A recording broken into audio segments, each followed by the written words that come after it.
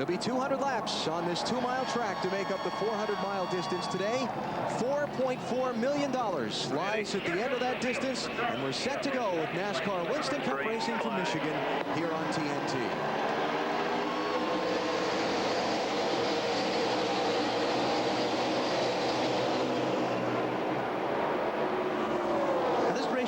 Be a little bit slick these first couple laps because we did get a lot of rain. There's been nobody on the racetrack since, but it didn't wash all the rubber away, as you can see there in the corners. Oh, big jumble back in the pack. Kenny Wallace pushed way up the racetrack. See him fan out 4 wide there. Everybody got away okay. And here comes Harvick on the inside. Goes blowing by Dave Blaney in the 77. Wow, we got 3. Did we get 4 wide? Yeah, Kevin LePage got real loose there right in the middle of 4. Ryan Newman leads lap 1. Bobby Labonte second. Kevin LePage third. Jason Leffler racing Robbie Gordon for 4th. There's that 3 and 4 wide. Whoa, what was that? Boy, I look like Blaney had his hands full. Pushed big time. Yellow car there right in the middle. He was running 11th. He's probably going to lose about 7 or 8 spots before he gets it back up to speed. Elliott Sadler in the 38 car on the inside. That's the yellow car on the inside of 77. On the outside, Larry Floyd in the 50 car. The purple car, great qualifying run for Larry.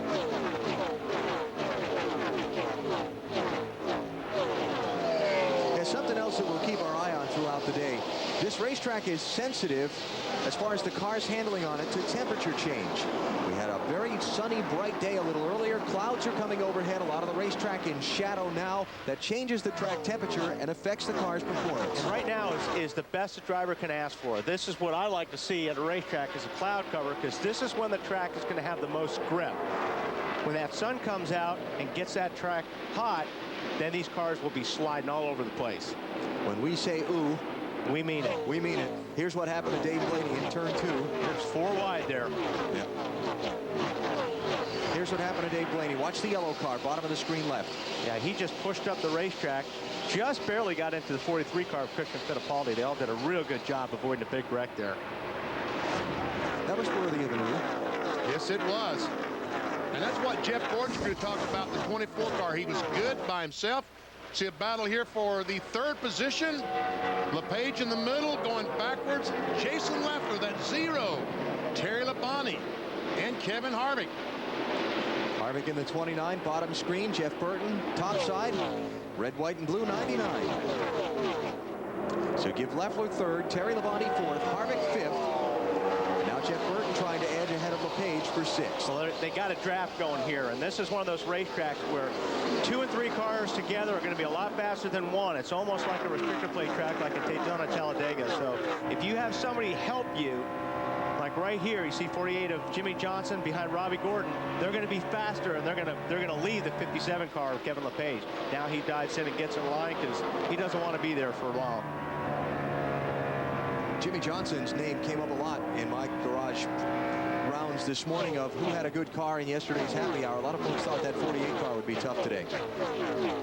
Started 15th, he's moved up to 9th. Ryan Newman is leading this race. Bobby Labonte in 2nd, so the qualifying positions have swapped. Johnson took 8th away from Robbie Gordon. He's going on Jeff Burton here for 6th.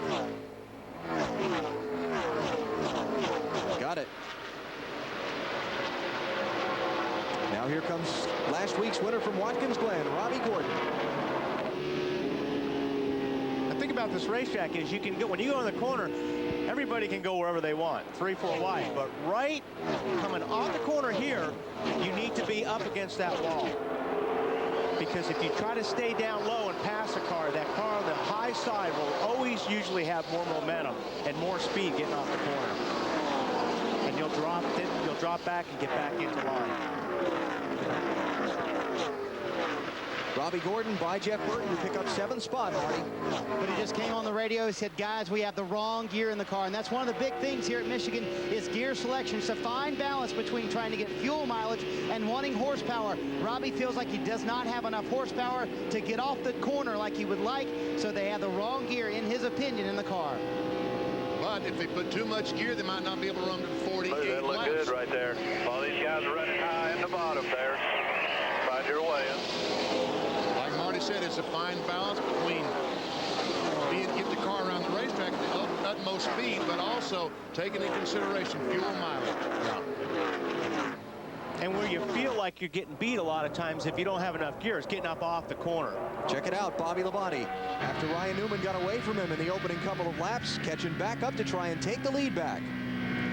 You know, this is the 6th straight race that the pole sitter did not lead the first lap at Michigan. I know the first lap's not the important one, the last one is, but that's kind of an odd thing here. Labonte in the 18 car is trying to do something about that right now. Let's see if he makes the dive for the bottom.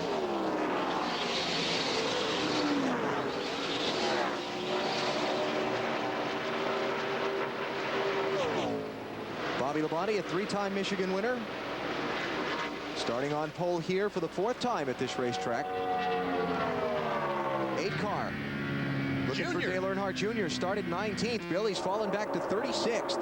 Struggling big time out there. Just too free. The car's just way too loose. Free on the bottom of the track. Real loose right now. 8 car going the wrong way. Yeah, and you can't be too loose, especially at the start of these races, because when, like Robbie talked about countdown to green, you get all these cars around you, and it even aggravates your car more. You need to distance yourself from other cars to get that loose away. That's bad when you're right in the middle. How about a little 3-wide job for 4th place? Jimmy Johnson through. So he's by Kevin Harvick, he's by Terry Labonte, and that 48 car is marching forward, and he's doing it quick. Started the race in 15th position, and in just 10 laps, Jimmy Johnson has moved up to 4th.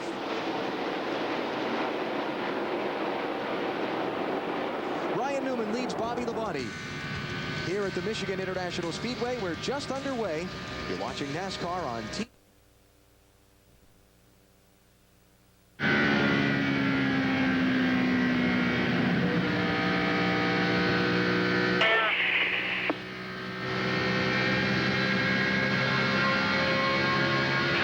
Clear by 4. He can't run on the bottom, can he?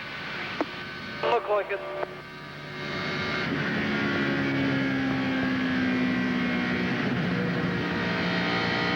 Clear by 4.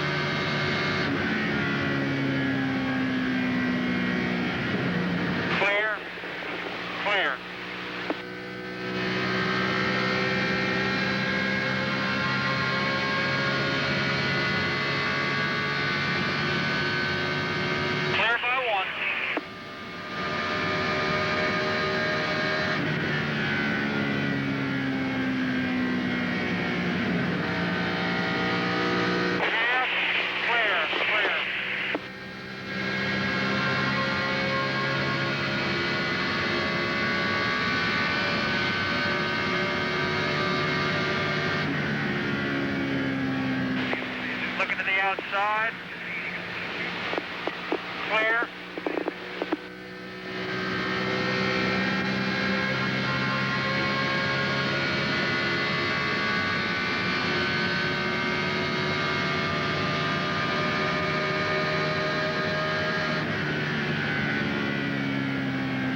Looking to the outside. On your quarter. On your quarter, outside. Clear, clear. Got the 48 tucked in behind him.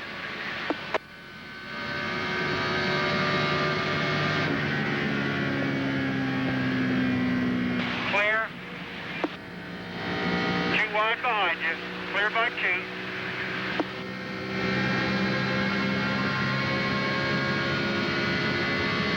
Clear by 2.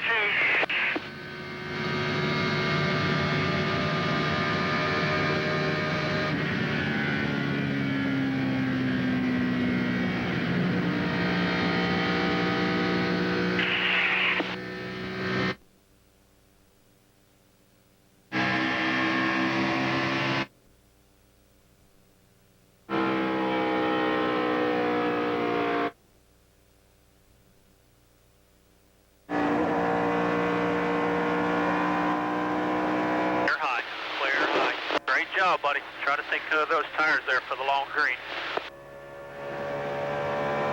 I'm good.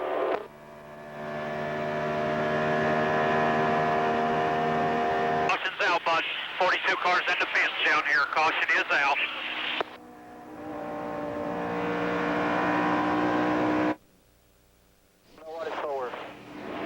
And the caution is out 15 laps into the race. That's tough. Yeah, he was pretty excited yesterday. We talked to him about his race car. Really thought he had a very good car. Well, this is the same car he used at Pocono and Indy that ran so well.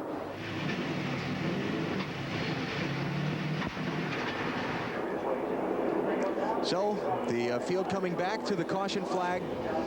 All right, here we are on board.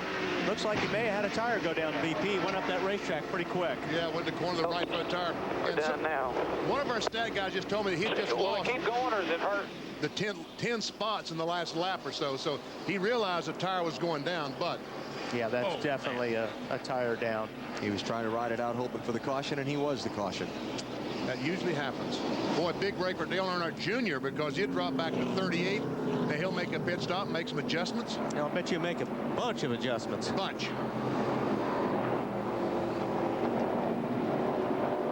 How about our Stacker 2 track fact before the cars come to the opening of pit road? Talked about this race being in Brooklyn, Michigan, a village with 136,373 seats today, which are all sold out, by the way. That means that this racetrack today has about 9 times the population of the nearby village in which it resides, which is 16,500. It's a big, big deal when the races come to town. All right, who's going to pit? I'm going to say maybe from 17th, 18th place on back. I wouldn't be surprised if all the guys don't pit. I think everybody's coming in. And I think it's a good thing that they've learned where this line is to start pit road speed under caution flag. Because under green, I'm really concerned for these guys. Here they all come. All right, somebody's got to stay out here and try and get track position. So far, it's just a pace car. Let me rephrase that. Somebody's going to take 2 tires here and try and get track position because they've only run 16 laps. Yep. A lot of them are going to take 2. All right, Dave, go ahead. And Matt Kenseth is one of those guys that has really been talking about it right now, running in the back of the pack, guys. His car was very, very tight, and so they wanted to also make a wedge and air pressure adjustment. Let's see if they give him 2 and send him on his way. He definitely has a car that will not handle right now, and they're going to make both that chassis and air pressure adjustment. 2 tires, Marty. Dave, how about that? Ryan Newman's already gone. 2 tires and a round in the right rear for him. Just a little bit tight, trying to loosen the car up, Bill. Oh, that was a chassis adjustment, 2 right sides for the 48 of Jimmy Johnson. They did have a tire get away. It was hit by the 43, but everybody's okay. A lot of guys with 2 tires there. I don't know who got out first there, 48 or the 18 of Bobby Labonte. 18's ahead of him on the apron of the racetrack, but we have a camera at the scoring line. Let's see what it tells us. Well, let's see what the old camera shows. See how close Bobby Labonte's nose is there. Looks like the winner is 18. Then 48. All right, so under caution, Bobby Labonte winning the race off of pit road. We'll reset the strategy and restart the race for you when we come back to Michigan. Stripe 1. Just to verify you're behind the 29, ahead of the 31. 10-4. Just a reminder again, until the lap 150 mark, do not wait on fuel.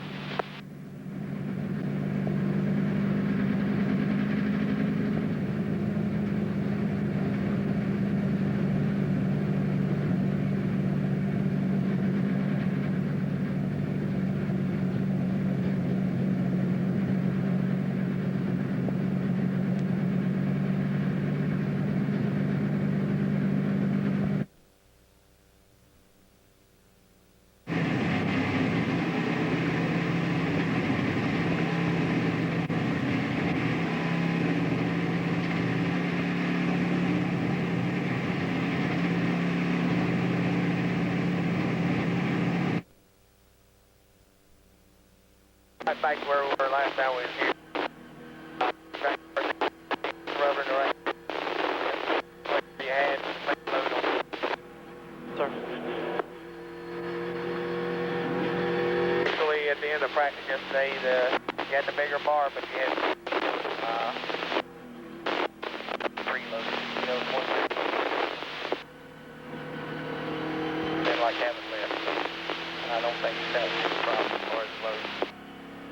That's on field.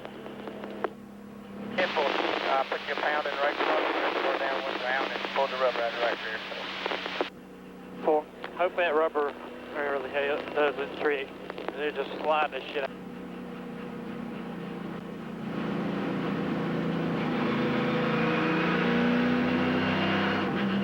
Remember what it feels like, then later on, if you know, it's not tight, you get some needed, so that one tight early, put it back.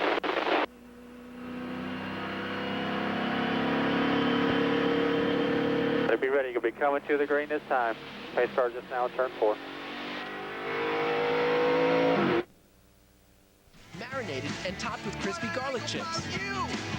Sizzling chicken and cheese with sauteed. Be ready, green flag.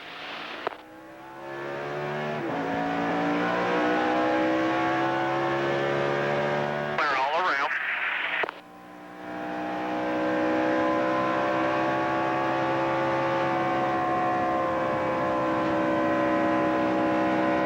Got a big.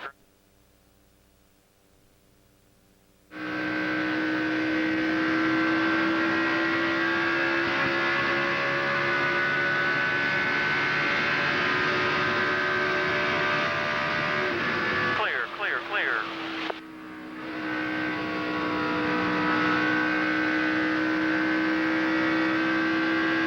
Hey, I got a little mojo back now.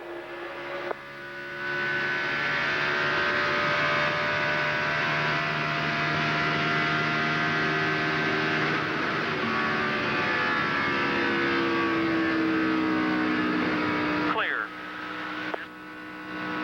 Coming back. He's there.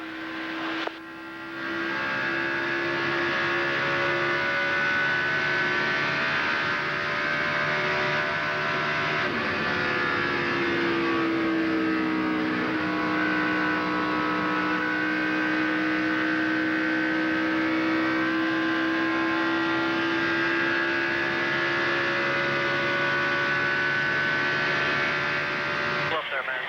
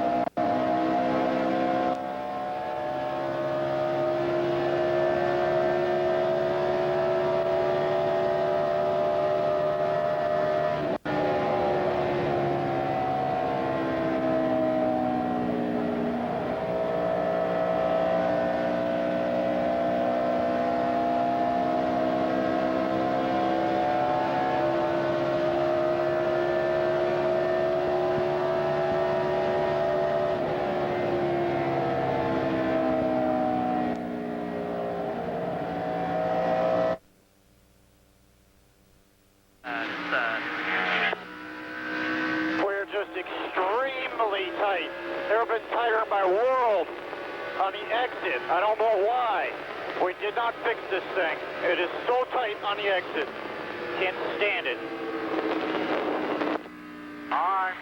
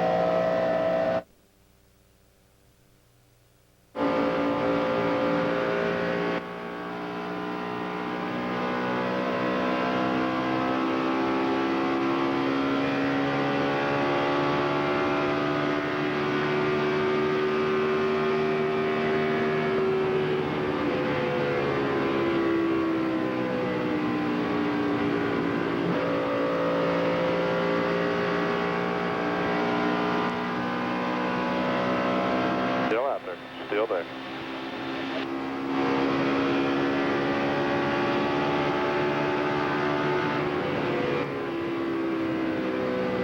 Clear high if you need it. Clear high. Outside.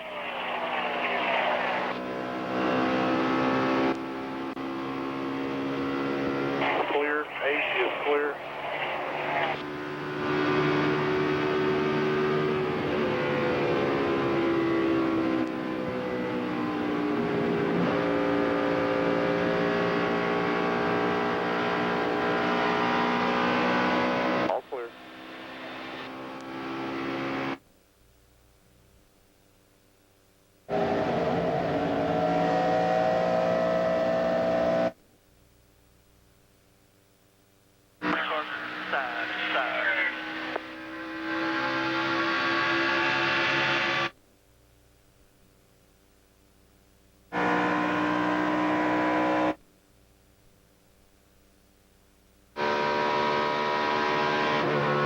Outside, still there. Slow. Both sides, both sides. Clear low, you still got one outside. Clear high, clear. It's high now. 4.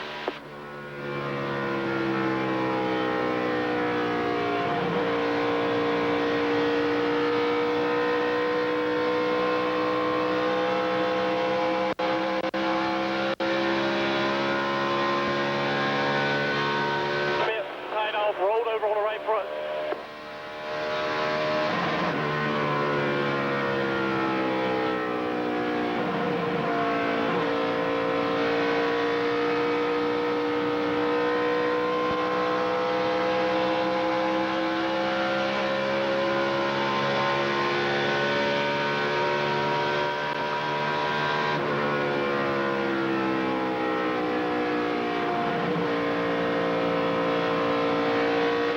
High, clear.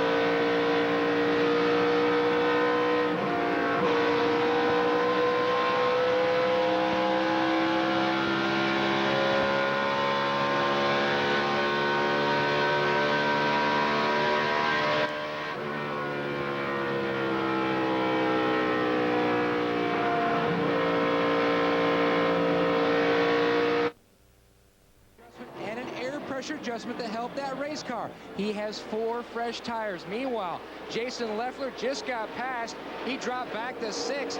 His car was free early on, then it was tight. 2 tires, Bill. Tony Stewart was tight when he came in, so they gave him 4 tires, made a small adjustment in the chassis.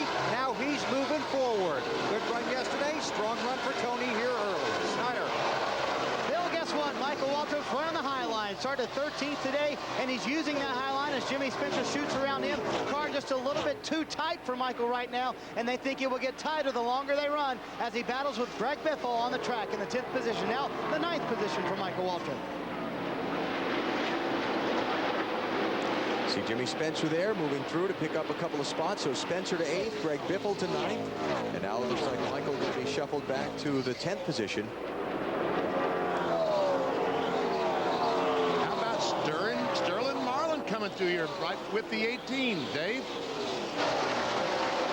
Well, Sterling Marlin in the 40 car that got the splutter fixed, Benny, and it was happening off the corner and down the straightaway. And of course, they've got it all done now, taking on no changes that last time, so it's quite good. 7 car of Jimmy Spencer, 11th now, right sides only for him, and no changes on that as well. Matt? Greg Biffle in the middle there between the 7 and the 15. He's climbed all the way up to 9th. He was fighting an extremely tight race car on that first run. They made a 2-tire change, a wedge adjustment, and air pressure. It has helped. He's on the move. Alan? Yeah, pretty good little race for position here as Sterling Marlin's caught the back of this group. Marlin in 11th, working on 10th and 9th all at the same time. When I talked to Leland McCall this morning about their engine problems and their miss, he also told me that it's the same car they used in June with exactly the same setup, and it shows. Led 66 laps of that race in June and started back in 30th that day. So sort of a mirror image here, charging to the front in the early laps. See if he's able to spend some time out in front later in the race. Marlin with 4 top 6 finishes in the last 5 Michigan races. And a steady march into the top 10. Sterling Marlin was able to get Dodge's first victory when they came back into the NASCAR Winston Cup here at the Michigan Speedway a couple of years ago.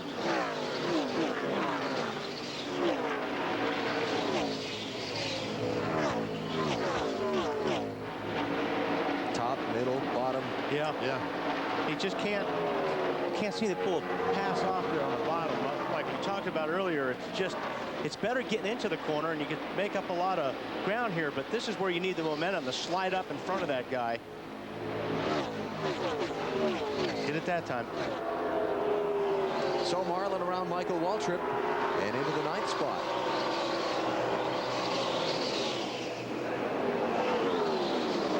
Let's go talk about Kurt Busch for just a second. Started the race in 20th position.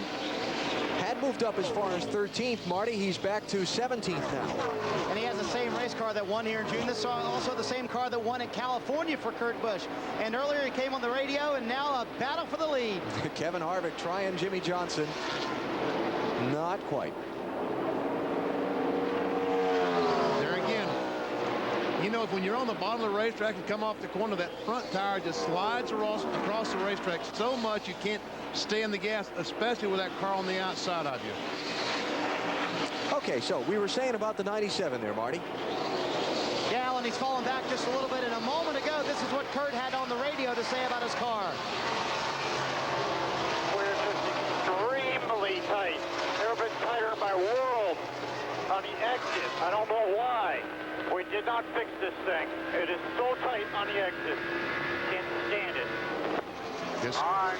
All right, Jameson. That was the concern, because in happy hour, guys, yesterday they were very tight. Jimmy Finning thought he had the car fixed. And the way they won the race here in June is they adjusted on it throughout the day. They weren't very good until about 3/4 of the way through the race. And Jimmy said, I have so much adjustability in the car, I'm very confident about being able to fix whatever the problem is that Kurt might have today. Jeff Gordon is off the pace. And you see the thing missing. Yeah. Yep. I talked with Jeff Gordon on Friday. Got it back. Piece of shit thing. Was it the same deal, hitting the steering wheel, the kill switch on the wheel? All clear. Some sort of ignition hiccup there that's playing itself out in the race. Yeah, that That is strange. I mean, Jeff Gordon's car we showed you did not stall when they said, gentlemen, start your engine, started down pit road, it stalled. They said he got it back, and that time coming off turn 4, once again it stalled. But they have some kind of a short or something that's shutting the car off. We'll follow up further from Jeff Gordon's pit, but for now he's back up to speed. Jimmy Johnson out in front here at Michigan.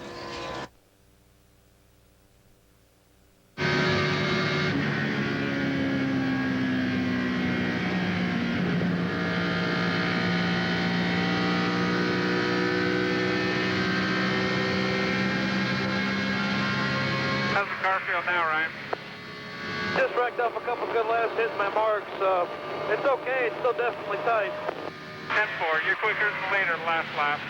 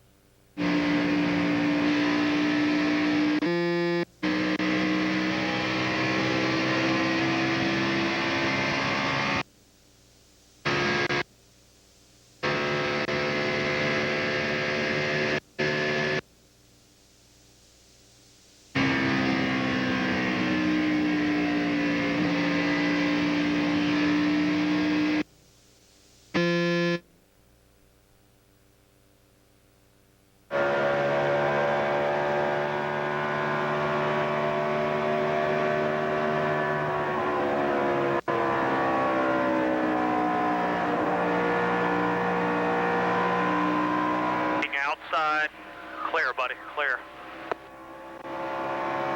Outside, outside. Air high.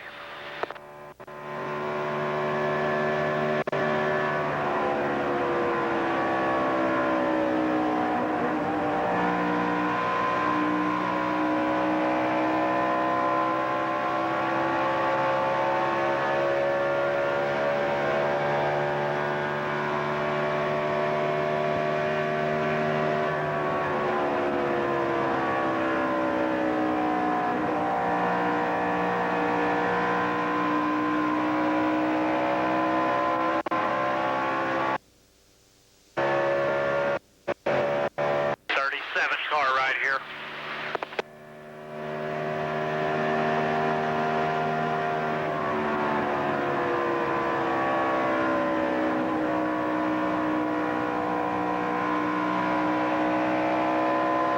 Clear low.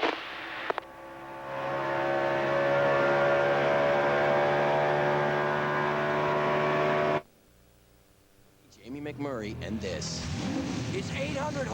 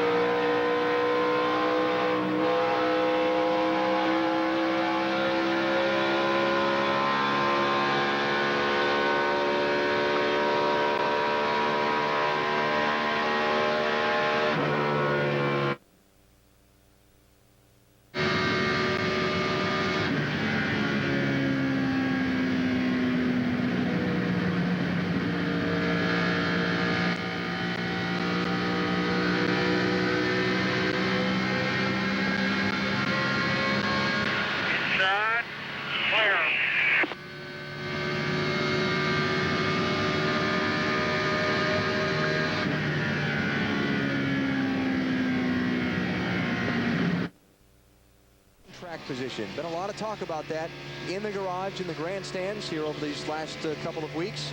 Let's hear what you have to say about it. Love them, not crazy about them, doesn't matter. Tell us what you think. Okay, I think I know what the answer is going to be. The majority is going to be, but we'll see. We will reflect your answers later in the program. Elliott Sadler's on pit road. Ricky Rudd is also. Looks like those guys might have made contact with each other. Yeah, there's a lot of damage there right in the door. The 8's gone from the 38.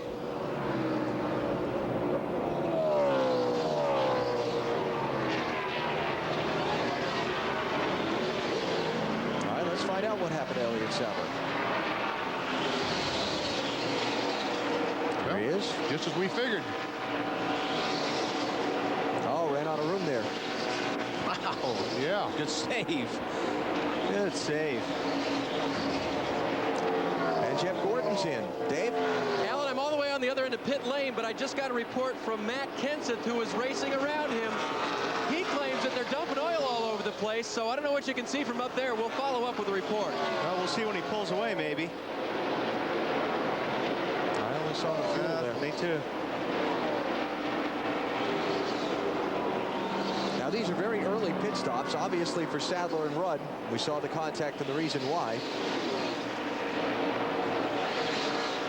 And for Jeff Gordon, that's going to drop him a lap down to the race leader, Kevin Harvick.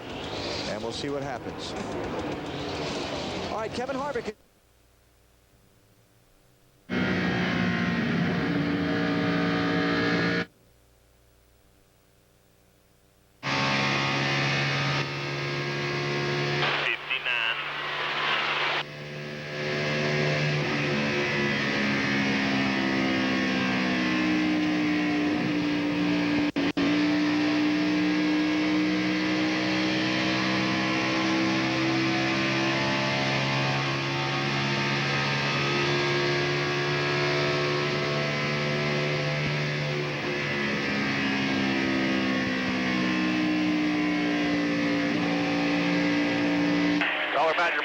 You see anything coming off 4? No.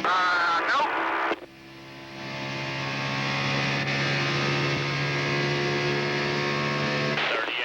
Good lap. Keep going.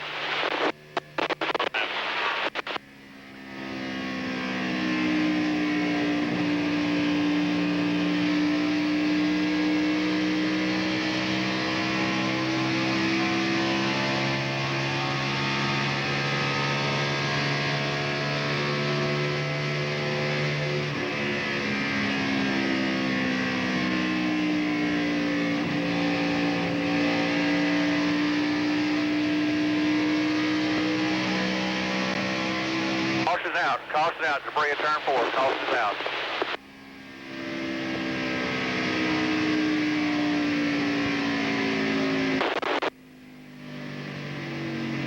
The car's really good right there. I don't know what to tell you to do to it. Hopefully it'll free it up just a touch with 4 tires, just at your normal pressures and be done with it.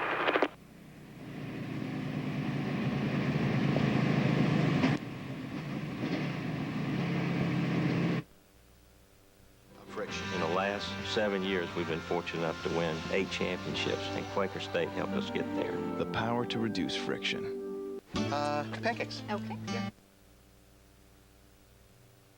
Rear wedge, 3 in, right rear wedge.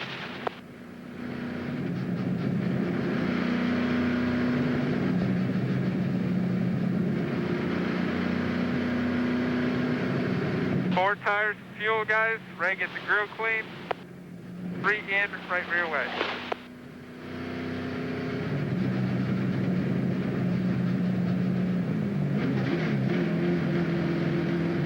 Alright, you have a clear pit in. 4.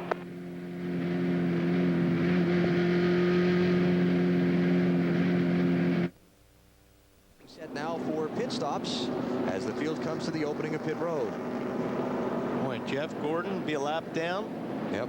Elliott, well, to be on, probably wound up on the tail end of the lead lap when they get back to green. So will we see any 2-tire stops here? It's been about 40 laps since they last came in. Just about 40. My guess is 4 for everybody. Marty. Leader Kevin Harvick will make his way to his pit stall. Very smooth stop for Kevin. The car that car's actually perfect, but what they're going to do is a pound into the right rear to start the car a little bit loose. Bill? The 48 car of Jimmy Johnson is tight. They talked about 2, decided to take on 4 tires, make a chassis adjustment to try and make him a little bit better. Tony Stewart also getting 4 tires, weaves his way out of traffic. He heads out following the 29. Johnson still sitting here. Long stop on the left front on the 48. Dave? Alan, the 40 car of Sterling Marlin came in just a little bit tight for Sterling. They took a half a pound of air out of the right front tire to try to fix that.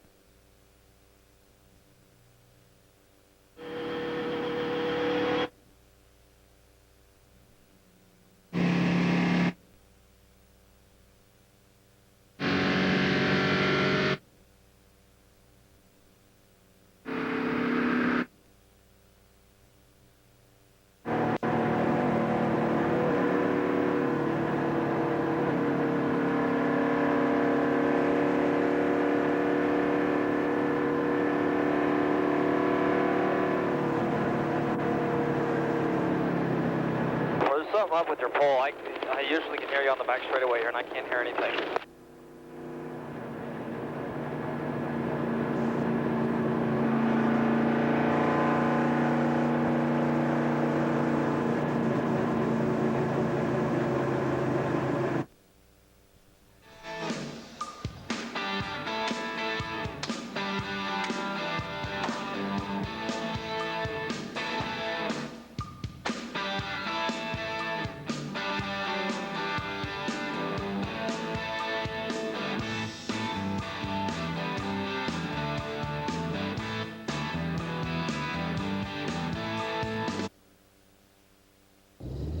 One new car out-accelerated, out-handled, and outperformed the competition. All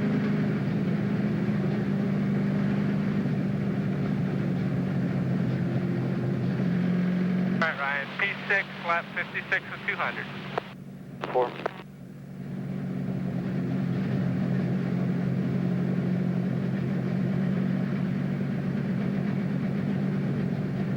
Ryan, just to let you know from what we were seeing lap time-wise, the first 10 to 15 laps, we were off about 4 to 5 tenths on the 48 and the 29. And after about 20 laps, you started gaining on him, and at about 25, the 48 started losing real bad. 4. Whenever the 20 was doing, he was gaining on everyone in traffic and everything else. He was the only one in the 40s when it went up to the 41s, 20s, and 30s. 10-4. Strike 1.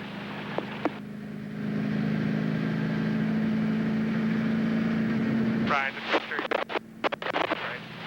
right. 10-4.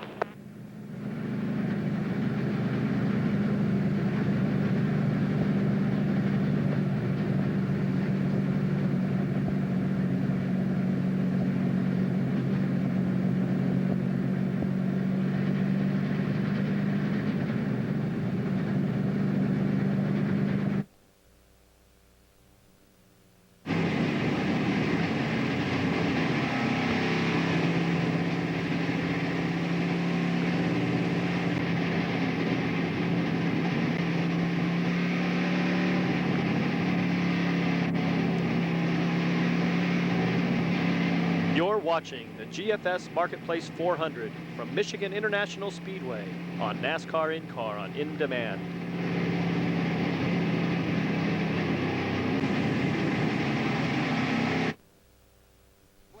Kevin Harvick in first, out first off of pit road. He won at Indianapolis. He's leading here. Here are the guys that got to kiss the bricks at the Brickyard and got him out first off of pit road at Michigan. Todd Berrier, crew chief, Kernersville, North Carolina. Jim Jeffries, Windshield, Yakima, Washington. Kevin Gabriel, front tire carrier, Lexington, North Carolina. Jason Pulver, front tire changer, Tucson, Arizona. Mike Sears, Jack Mann, Reedy Creek, North Carolina.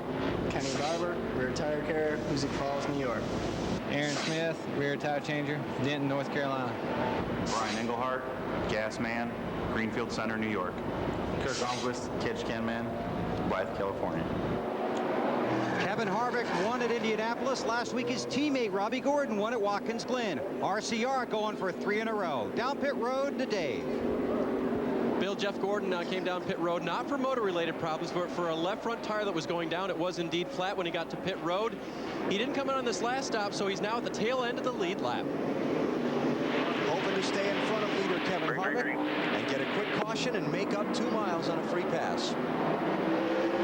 Harvick leads, Stewart is second, Robbie Gordon is third, Terry Labonte, great pit stop, out fourth, and Greg Biffle is fifth, followed by Ryan Newman, Sterling Marlin, Rusty Wallace, Michael Waltrip, and Bill Elliott. You heard the description of the Jimmy Johnson pit stop as being long. He's all the way back to 11th as Harvick disposes of Gordon quickly. Yeah, that didn't last long.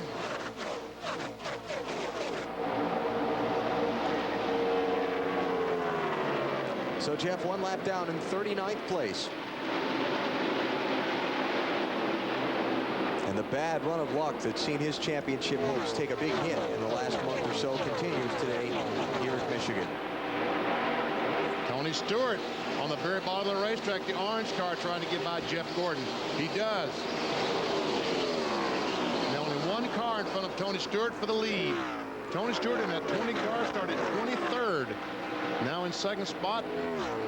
And my guess is might be able to pass that 29. He's shown incredible speed today. Whoops, wait a minute. Wasn't he in front of Gordon down in turn 1? Well, yeah, it looks like Gordon pushed up, it looks like, the first couple laps. Look at Elliott Sadler trying to get back up with the leaders and get back on the lead lap. Wow. Terry Labonte is going by Tony Stewart. That's for second place. Terry took third from Robbie Gordon last lap. 5 car on the move. I wonder if he thinks he's got a problem or something. I don't know, something up with that 20 car, sure. Sure All looks quiet like all quiet on the radio so far. Robbie Gordon looking underneath Tony. This would be for 4th place. Maybe Tony just needs to get off the bottom. Check that. That'd be for 3rd place. Harvick leads. Terry Labonte second. Now Tony is 3rd. Ryan Newman slipping around Robbie Gordon for 4th.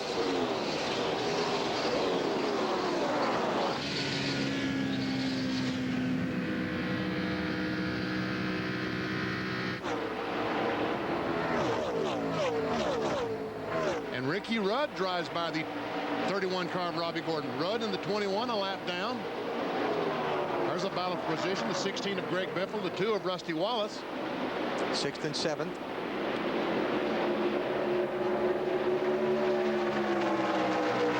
Well, now Jeff Gordon's not even the first car 1 lap down as Elliott Sadler goes by him. All right, we wondered if something was up on the 20 car. Bill, what'd you find out? Just a little free on the get-go, Alan, so watch for that throughout the race. But just a little free on the early laps after they stop. Matt? Bill, starting with Dover, Terry Labonte's been on a great run of momentum. Only 1 finish outside of the top 20 today.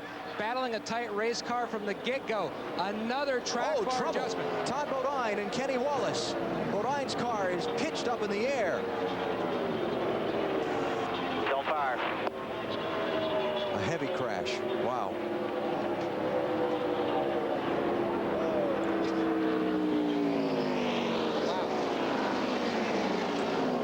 Todd Bodine and Kenny Wallace both out of their cars. Todd had the window net down before the car stopped. And Kenny was getting out of his car before it stopped. See Kenny's Hans device on the back of his neck. Kenny's car was on fire. He was going to get out of that thing fast. And there's Todd. You see how Kenny's car was just submarined underneath Todd's? Todd's lucky he didn't go over on his roof. 3rd caution of the race.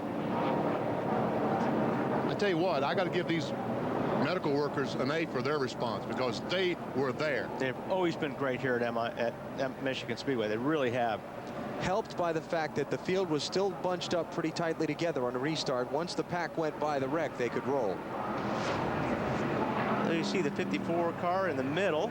Kenny Wallace up high. This is racing for 25th place. And Kurt Busch is going to get in the 54 and turn him up in front of the 23. Yep.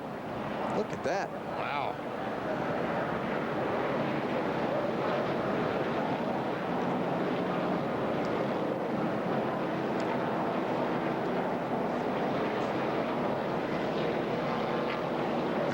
that fire is coming from Kenny Wallace's car. Yes. Yeah, the Todd Bodine was right down on the 97 car. Heavy contact with that big left hit. side. Yeah. Yeah, the left front wheel got ripped right off the car. Watch if we keep watching this thing, watch the window net on Todd Bodine's car. Watch Kenny. Kenny drops his right here. Yeah, he drops his, and then Todd drops his too while he's still on top of Kenny. To keep following this, I believe Kenny was out of his car before his car stopped. Yeah, he was trying to get out.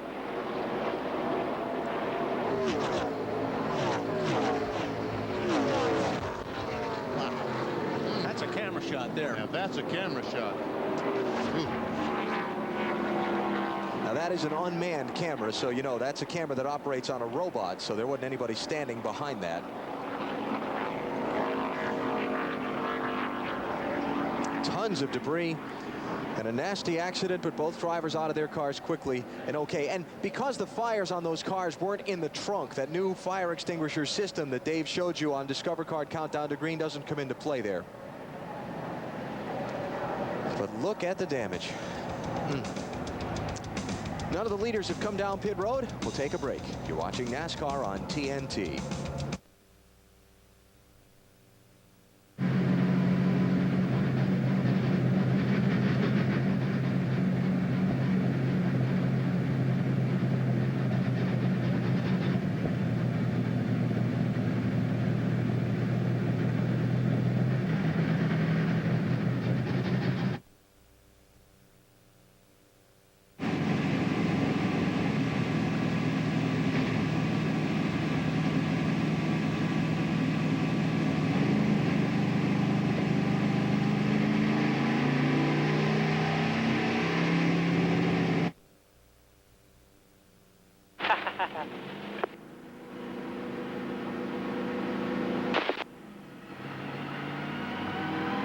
Races to go.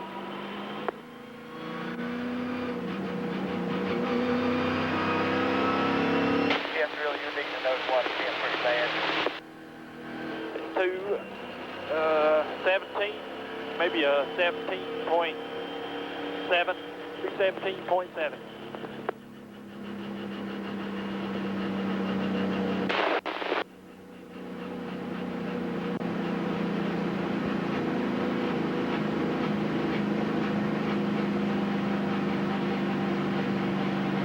Alrighty.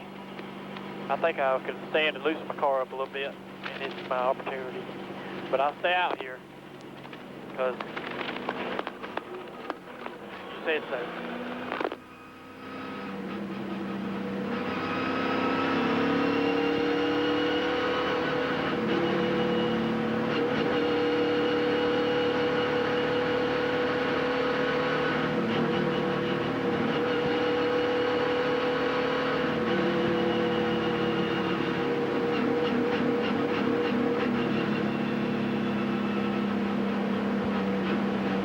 Air pressure took out the left rear, made it tighter getting in, Junior. Just for your information.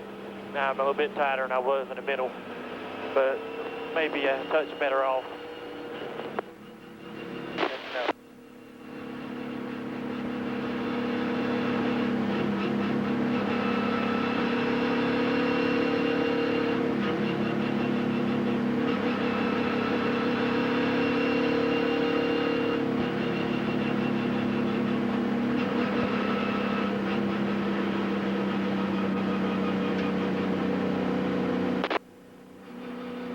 All good there. That's fine with me.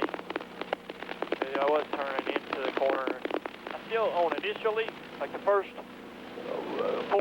25% of the entrance of the entire corner, the first 25% of the corner, I'm turning as good as I was, but I get a little tight right through the middle where I hadn't been before, and I feel like it's probably because that left rear air pressure is not keeping,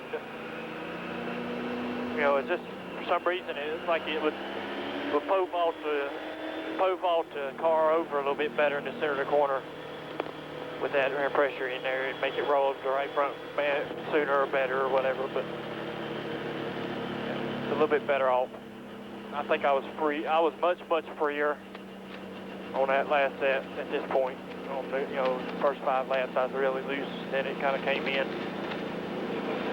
And it said I'm like too good, too tight already. I'm already pushing pretty good right here.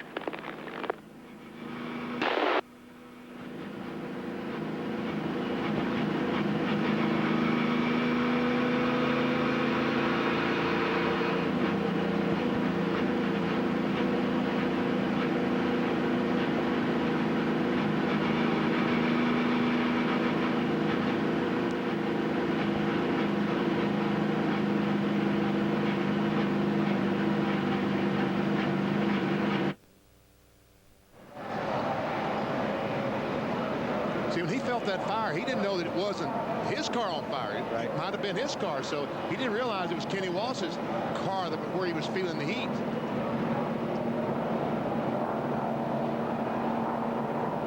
He was feeling that heat, too. Yeah, he was feeling that heat.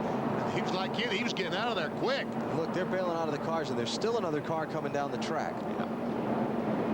That's the scary thing, but when you're on fire, you're not thinking about that. You're just thinking about getting out.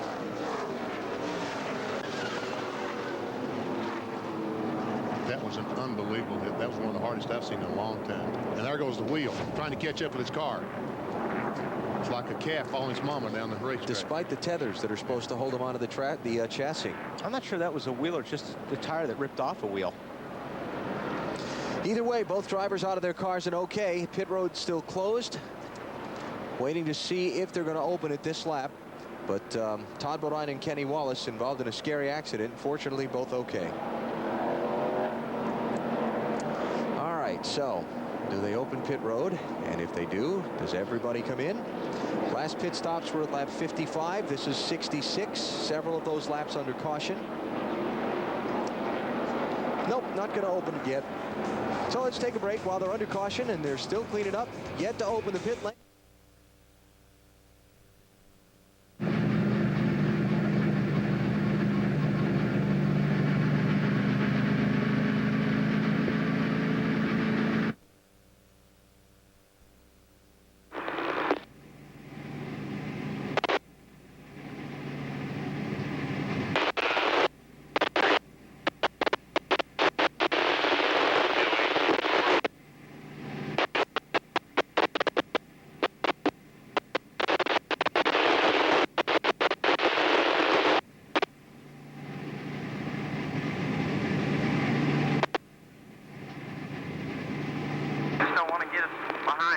You know what I mean?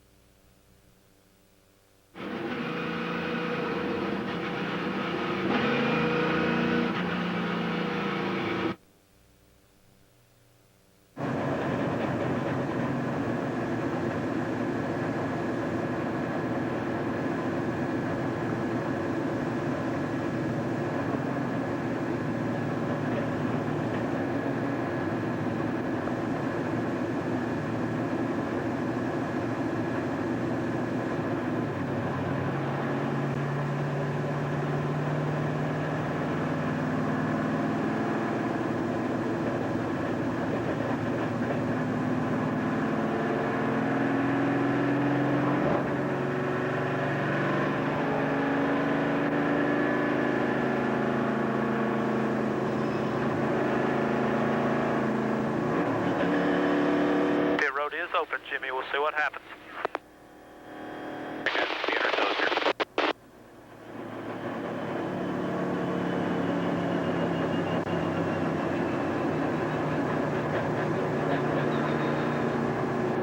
The only one down there looking like he's coming.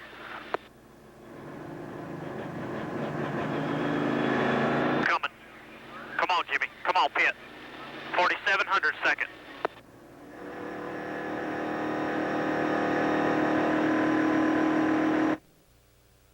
The first taker, Bobby Labonte, Jason Leffler, Mike Skinner, and then a lot of guys who've been running toward the end of the field. Bill Elliott, Matt Kenseth, Kurt Busch in after the contact he had with Todd Bodine. All right, Bill, how about Jimmy Johnson? Coming in, they were going to play follow the leader, see if people in front of them came. They decided to come down pit road anyway. This will be 2 right side tires and top it off with fuel. Then send Jimmy back out. Has to watch for the 43. That's twice they've had that problem. He's on his way off of pit road. Last pit stops were at lap 55. Only ran to lap 64 before the caution came out. Well, when you're in Jimmy Johnson's shoes, though, that's a good move. When you see all those guys in front of you not pit, and you're the first guy to pit, then you come back out with fresh stuff, and you get right back in the same spot you were. Then why wouldn't you take 4? I agree with you, Bill. I would have. Well, let's see. When did they come in for the last pit stop? At 55. At 55. 9 laps to go. Nah, then they did the right thing. Just take 2. All right, let's hear from one of the drivers just involved in the crash. Dave? Well, and that is Todd Bodine, who took the biggest hit out there. Todd, first of all, are you okay? Yeah, I'm all right. Banged my knee a little, my ankle, but I'm all right. It's a shame. We got the car really good right there. It was a little too loose to run before, and just one of those racing deals. I just saw the replay, so I know exactly what happened. I turned down under Kenny, kind of pinched Kurt down a little bit. I didn't think we were that low on the track, but when I did, his car got loose, got up into mine, got me a little sideways, and I probably would have been all right at that point, but when I had to move up the track to save it, Kenny was outside of me, caught the right rear quarter panel, and turned me right in the wall. You know, I kind of got a little mad at Kurt there, and after seeing the replay, I got to apologize a little bit because it wasn't his fault. He got a little loose. That's what happens with these cars. They're so aerodynamic sensitive that when somebody gets you down tight like that, it takes the air off your car. And just one of those racing deals. It's a shame. The National Guard Ford was doing good. We'd struggled all weekend. Gary had made some adjustments right there and got the car really good. I was really pleased with it. And I turned down under Kenny. Is just trying to work the traffic, you know, take my time, and just things happen. Me and Kurt were moving up together, but I want to thank all the National Guard people and the employers and everybody, so thanks. Best news is he's okay, Alan. All right, so we continue under caution, and the cleanup works out on the back straightaway. Our Walmart race fact: drivers leading the most laps have won only 4 of the last 17 Michigan NASCAR Winston Cup races. Don't go away. Just because somebody dominates here, that doesn't mean they're going to win.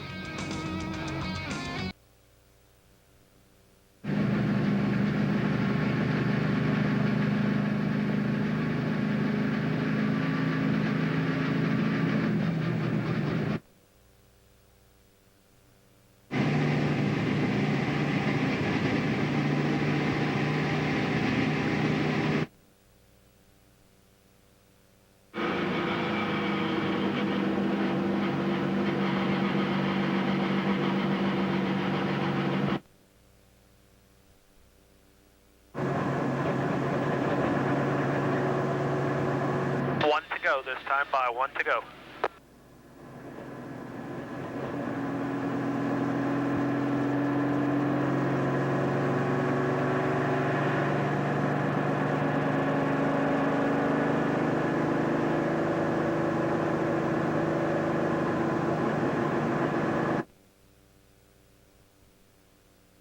Yeah, we checked them this morning with the jack, and they didn't come out.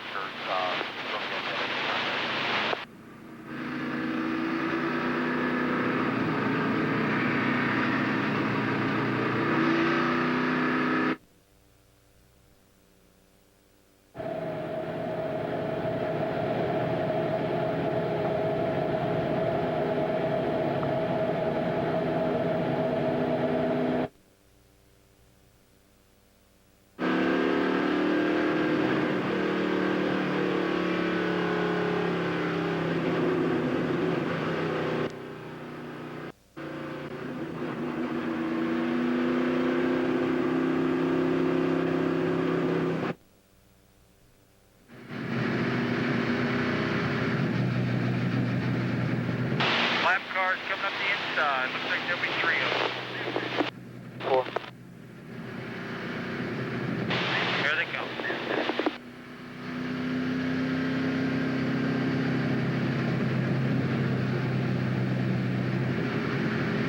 Going green this time.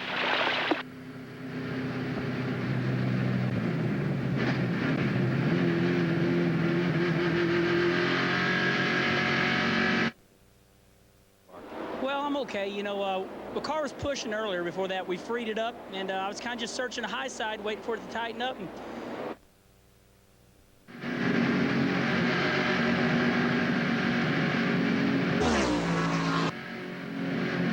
pace car's off.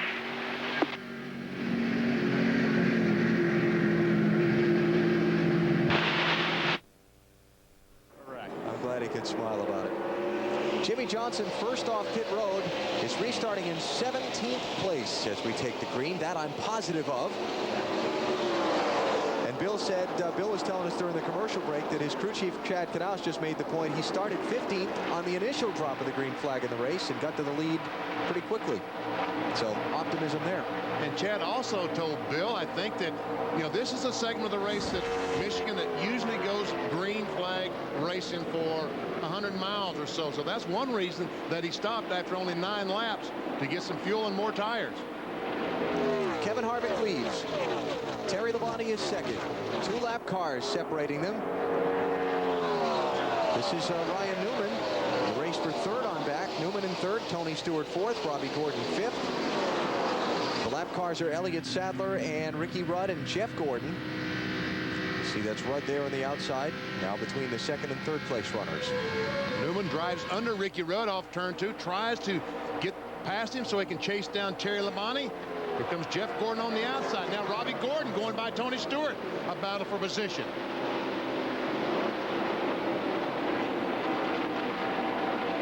Yeah, I'm thinking last restart we saw Stewart struggle for a couple laps and then get going. Yep. So maybe that's just something with the way his car's set up where he needs a couple laps to get going. You're all over it, Alan. That's just what they told me. It said it's not going to be as bad as it was before, but it's still not as good as you would like on the restart. Well, you have, like, a lot of these guys happen to start their cars out so loose because this track gets so tight, and that's a lot of it right there. A lot of guys are just loose right now. 21 car coming off of turn 2 a lap ago, I saw him get loose. How about that 8 car? Dale Earnhardt Jr. He was as low as 39th earlier in the race. Dropped like a stone when this thing started from 19th starting spot. He's back up to 7th. Look at that climb. How about it, Bill? Well, just outstanding the job they've done on pit road, making the changes. He told them last time Earnhardt Jr. did, the car is still pretty good. It's just a little tight off the turns. They made an air pressure adjustment and a wedge adjustment last time he was in, but the car has gotten tremendously better after falling, what'd you say, like a rock? Yeah, like a stone. Like a stone in a pond. Second place, changing hands. Ryan Newman, the 12, goes by Terry Labonte, and the 5 takes it away. That's about a 2.25 behind the leader, Kevin Harvick. Running through a little trash there on the front straightaway. Stray hot dog wrappers or something. A big hot dog. It's a Benny-sized hot dog. There you go. Matt. Well, Benny, the 5-car, Terry Labonte. It has started out free on the last few runs, the beginning of a run, then it slowly starts to get tighter. Jim Long also told Terry under this caution, keep in mind, think about 2 things. Think about your race car on a short run, think about your race car on a long run. We probably only have 2 more stops to try to get you where you need to be, Marty. Just in front of him, Ryan Newman trying to run that low line. He shoots up a little bit in turn 4. And he came on the radio about 20 laps ago and said, I do not like the way the engine feels right now. Now, he complained about the same problem at Pocono where they went on to win the race. His crew chief, Matt Boland, said, don't worry about it. It should be fine. But a lot of times these guys go for fuel mileage and these drivers don't like it because the engine doesn't feel the way they think it should feel. Matt Boland, his crew chief, grew up in Lansing, Michigan, up the road about 50, 60 miles. Oh, Ricky Craven in the wall. Oh, Casey Mears. Just gets touched in the left rear and turned that 41 car head on in the wall. Well, he almost had it clear. That was more than a touch, wasn't it? Here comes Elliott Sadler to get a lap back. Does it? He did it, yep. Gentlemanly Kevin Harvick. So Ricky Craven getting up into the marbles and into the turn 2 wall, and then Casey Mears trying to take the high line around the crash, and there just wasn't a big enough gap. You know, just the lap before I saw Ricky in 3 and 4, and he was right up against that wall. I don't know if that was a line he was running or if he was having a problem. But Craven's always up there in a high line. He's like Michael Waltrip, so it's a good bet it was. But look at where Take it Casey. straight to the garage if you're still under power when you get back here, okay? I'm sure we got some tip there pretty good there. I said something about a touch. We touched Casey Mears. That was more than a touch. All right, let's take a look at what happened to Ricky Craven and Casey Mears. You see Ricky up in the high line. Looks like he may have just got a little bit too high. Bounced off the wall, got the marbles there is what it looked like. Jumped the cushion. A dirt track phrase. Just couldn't hold on to it. And then he kind of coming off the wall. Then he turned back. Oh, man. And launched that 41 car, didn't it? Yeah. Watch him launch that 41 right into the wall. See that right front bang. Right front wheel was turned to the right, so it looked like he may have bent something in the steering. And that's why he was going back up the racetrack. We got trouble at the entrance to pit road. Rusty Wallace and Dale Earnhardt Jr. just tangled coming onto the pit stops. Look at the damage to Junior's car. That's a lot of damage. Knock the left front fender in. Man, watch this. They're trying to come to pit road. Ryan Newman fakes. Harvick's coming in. Rusty decides to go back out, but Junior's there. That's unbelievable. That is unbelievable. What a mess. All right, Bill. Well, you can imagine the conversation on the radio after that. Nobody very happy. Junior's on pit road. They go to the right side first. They're going to put the tires on. Then they'll have to come around to the left side. They're calling for hammers. They'll have to bang that sheet metal out around the left front, work on the lower front portion of the grille. They have to lift the car up to slide the jack underneath it because the tires are flat. They get it up, get the jack underneath. They got a lot of work ahead of them. They were running so well. In fact, Dale Earnhardt Jr. was joking with his crew that he was upset that they didn't let him pit last time. Now he's on pit road with big time problems here in Michigan. They want a bigger hammer, BP. That's never good. Oh, no. Yeah, I think they want to go down to the 2 pit with that hammer. So after the charge through the field from 39th up into the top 10, Junior's got a messed up race car. Here's his onboard view of this. Got to see what's it. Get out. Oh, Man, I'd be hot. no turn signals on these cars. No, the blinker wasn't working. Matt, why did Rusty all of a sudden decide to go back on the track?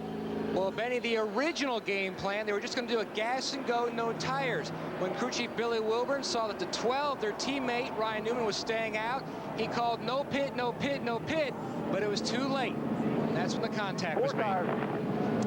There's a lot of ways to lose one of these races. That's one of them. That's one of them. Hey, we told you at the beginning, watch out for trouble on pit road. And that will affect the handling of Rusty's car quite a bit there as well. It doesn't. 8 cars got a lot of damage on the left front, which probably would be worse in his case. Matt, what's going on down there in 2 car? Well, they're looking at the fender damage to the 2-car Rusty Wallace. You can see Robbie Fuller and the guys working on that right rear. They're loosening the lugs on the left side to try to cut down on the time, so when Robbie comes back around, you can see them, though, beating on the damage to that right rear quarter panel on the Blue Deuce. Tough break for Rusty Wallace. Matt, I just hope they remember they have the lug nuts off the left side. If the pace car starts coming, they might let the car down and shoot back on the racetrack. Remember, guys, the lug nuts are off the left side. Put the tire on and get the left side changed so we don't get across the pit. Just make sure there's nothing rubbing. Let's You go. heard Billy Wilburn remind his team the left side lugs are loose. They're going to change those tires if they have time. They are going to try to get those left sides done on this stop. Yeah, they got plenty of time. All right, so a couple of guys running in the top 10 get tangled up. One trying to get to pit road, one trying not to. Meantime, Ryan Newman did not pit under this caution. Jimmy Johnson is second. Remember, Johnson stopped last yellow. Newman didn't. Wonder what Matt Borland and the 12 team are thinking right now. For millions of years, they've ruled the water. A perfectly evolved killing machine. Now, forced from the depths,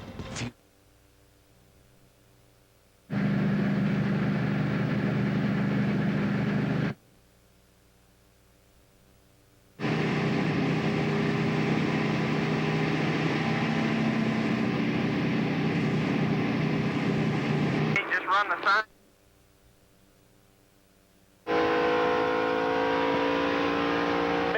person talking that whole time.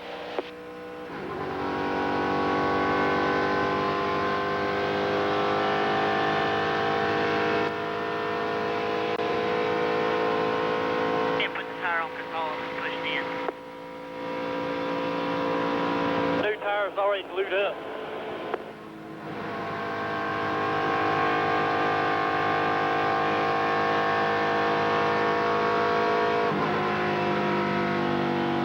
Get fixed, man. For now. They're going to hold us a lap here.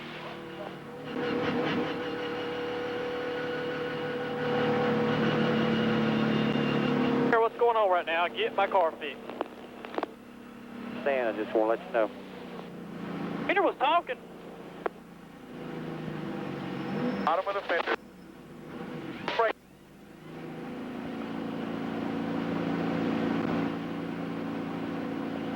We gotta have something there where we can get the fender out.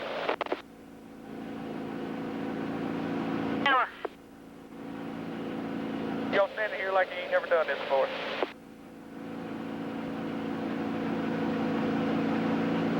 Break them off because you're gonna need them.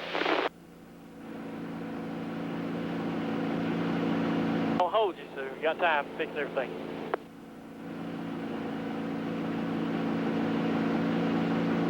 Pliers.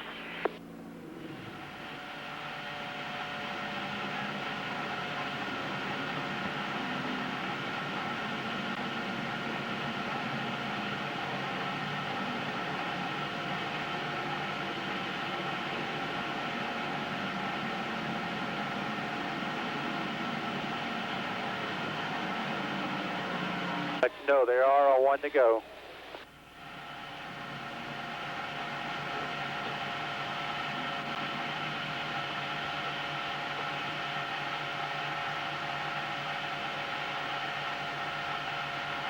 You're watching the GFS Marketplace 400 from Michigan International Speedway on NASCAR In-Car on In Demand.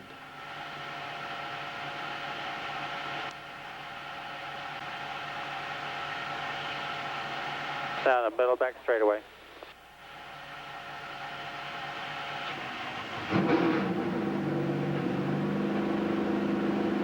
Guys, we're going green. Put the tire on. Come on.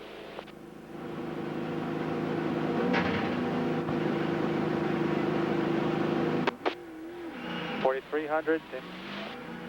Us run around. They're just now in the middle of 3 and 4.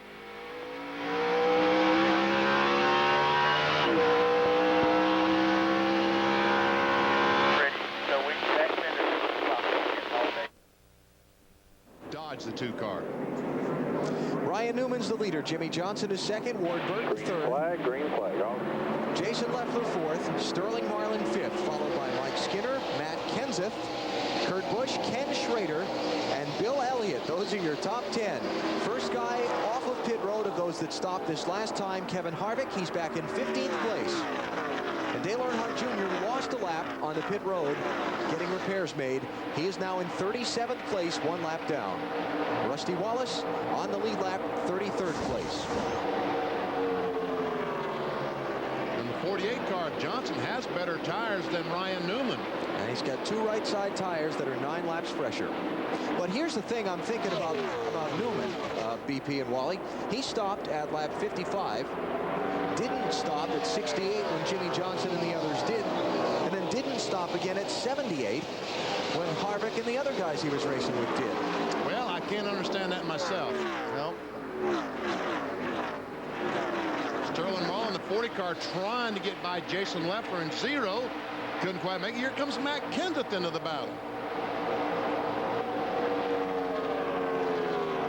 Championship leader Kenseth in the 17 started 33rd. Languished around in the back of the pack for most of the race, but now through that little strategy call, Dave, here he is into the top 10. And Al, the best news of all is after all the problems they had with the car being tight earlier on the last stop, 4 tires, no changes. He stayed out this last time, but the time before that, no changes to the chassis. And Matt radioed in, hey guys, I think I've got a car. I can drive into the top 10. And he is running 5th right now.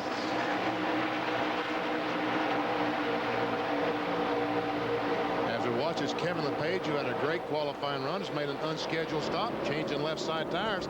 I saw a car smoking down in turn 1. I assume that was him with a flat tire. Yeah, if they're going just for lefts, then they must have had one down. Look at this.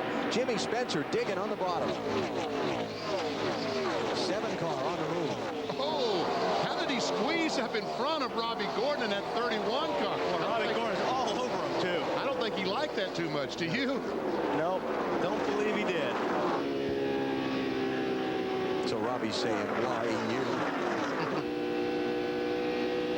But now he's got to catch him to let him really know how much he disliked it. Yep. A couple other things while we're watching this. Jamie McMurray is back on the track. Remember, he was involved in an accident at lap 17 when he had a right front tire go flat into turn 3 and hit the wall. He's in 43rd place, 53 laps down to the race leader. Derek Cope is behind the wall. Larry Foyt has gone behind the wall. And Spencer just blows by Joe Nemechek in the 25 car, puts himself in 17th position. How about this for 6th place? Jason Leffler just went by Matt Kenseth to pick up 5th. Here's Sterling Marlin by him to pick up 6th. And now Kevin Harvick pushing his way back to the front.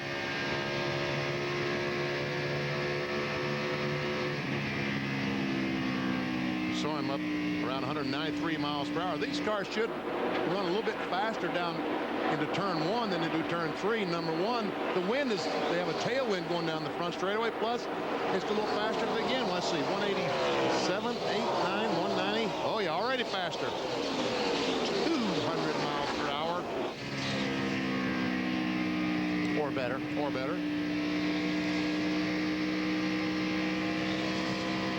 And these cars only have tachometers. The driver can only tell how many RPMs that he's turning.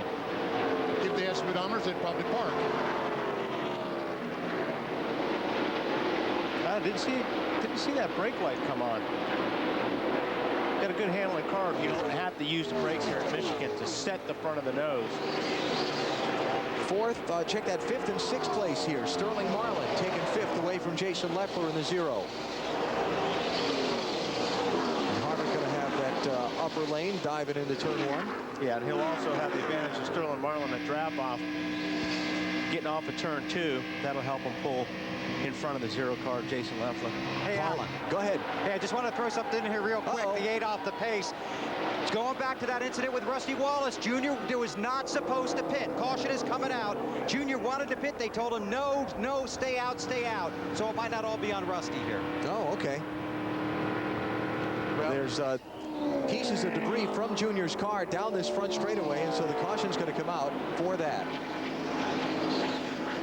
That's going to be the 5th yellow of the race. Look at, we saw yesterday with the 19 car of Jeremy Mayfield how much damage the tire did to the right rear quarter panel. Well, look at the damage that he did to the front of the 8 car. And again, championship contenders in trouble except for Matt Kenseth. I've got to disagree with Bill on that one. If somebody runs into you trying to get back on the racetrack, so if you were, it's not your fault. If you were writing the ticket here, you're writing it to Rusty. Darn right I am.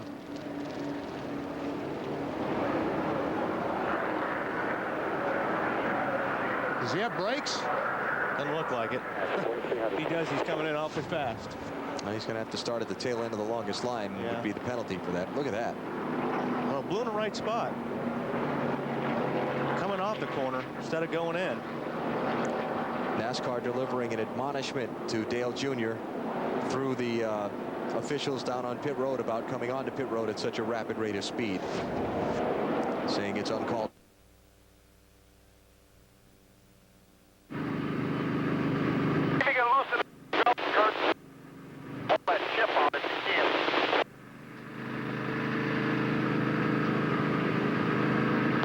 It would scream pretty damn loud. I mean it at the start-finish line. Okay, then just let's leave it in. They're all in. 7 lead lap cars are all that stayed out, Marty. I don't know, one more stop's going to be tight for this 12 bunch. They have a lot of fuel spill out right there. A little bit tight for Newman. It's going to be a little wedge in the right side right there. 2 rounds in, it'll be 2 tires for Ryan Newman. Bill? Bill? Waiting for for Jimmy Johnson to make his way down pit road. Jimmy Johnson didn't come in. He stayed out, Didn't Bill. come. Yeah. He stayed out. Man, you got to get every drop in right now. Every drop. And we saw Ryan Newman's crew waiting to be sure they got the gas tank full. All right, let's see. Got 7 cars on the lead lap who stayed out. Jimmy Johnson's the first of them. He's going to take the lead. We'll gather it all up and lay it all out for you when we come back to Michigan. You're watching NASCAR on TNT. You can't help but be a little bit nervous when your daughter's out there on the highway. My best friend Jessica and I are taking a trip to visit 3 colleges. All you can really do is make sure the car is in good shape and then have confidence in the daughter that you've raised. Before we left on our trip, my dad and I took the car to Walmart for new tires and stuff. She's got new Goodyear tires and a new EverStart battery, so her mom and I feel pretty good about it. It's my first time to be on a trip without my parents, and it's going to be a lot of fun. It's her first time to be on a trip without us, and it's no fun at all. Give me that. A daddy rack of those baby backs, Jack. Take a bite of the original Tony Roma's, the first to rack up baby back ribs, and perfecting them ever since. Eat them up at Tony Roma's, so you can take them home. Give me that. Give me that.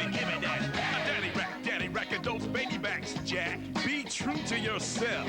Tony Roma's, the original, except no substitute. You're getting sleepy. Well, wake up and pay absolutely nothing for 1 full year on every mattress at Home Furniture. Incredible savings on Puget Sound's largest selection at the guaranteed lowest prices. Every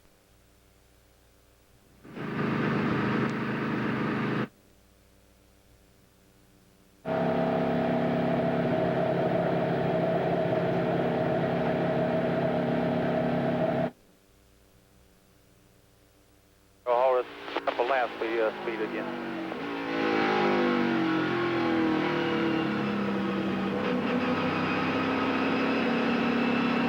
Speed. Already made about the line. My book. I say they're writing the rules right now.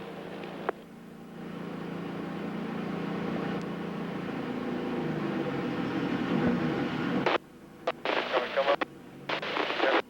Where all that shit comes flopping off, you ain't got to smash down. Middle of 3 and 4. Enough, take care.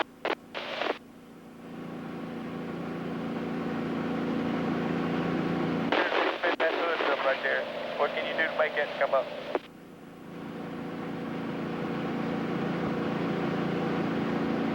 End of pit road. By the way, hop back. Two bucks. Back in the next time, they'll put you right side, put 4 tires on it. Well, you make sure you ain't run over enough. 4 tires on, then y'all can wrap tape around the nose and help me keep that stuff on.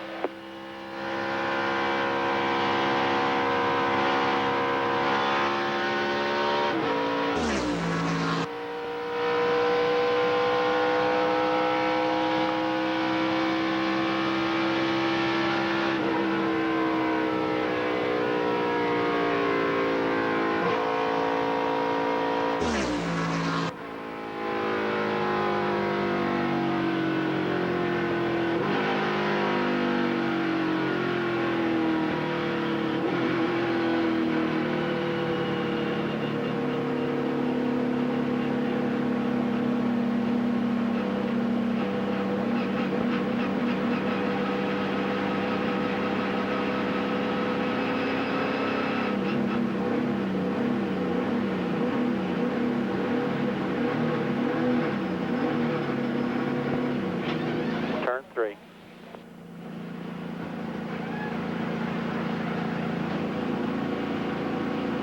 When you get done with the left there, pull that off the front there. Just stick it up. Hey, Danny.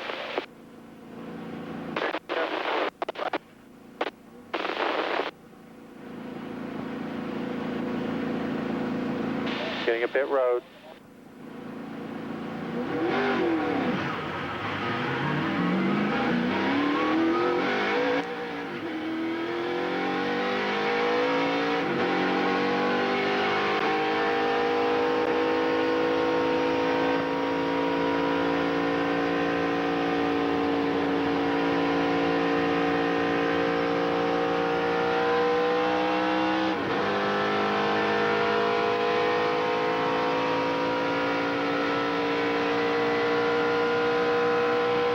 back in, Tony. That's all we can do for it.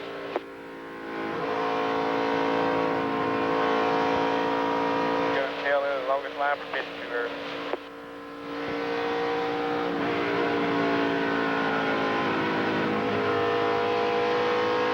It's going to be pretty tight. Think you need to make a chassis adjustment before that new bug. Check the toe you said. Is that what you said earlier? Yeah, toes knocked out. It don't matter now. It ain't, you ain't gonna get it to drive. Got that fender on there. It's gonna push no matter what. Yeah, I'm just trying to somewhat, not a worse day what we're having.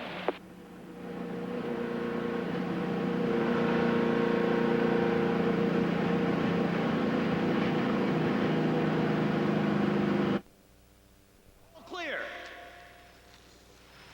Don't ever do that again. We were on a wireless family.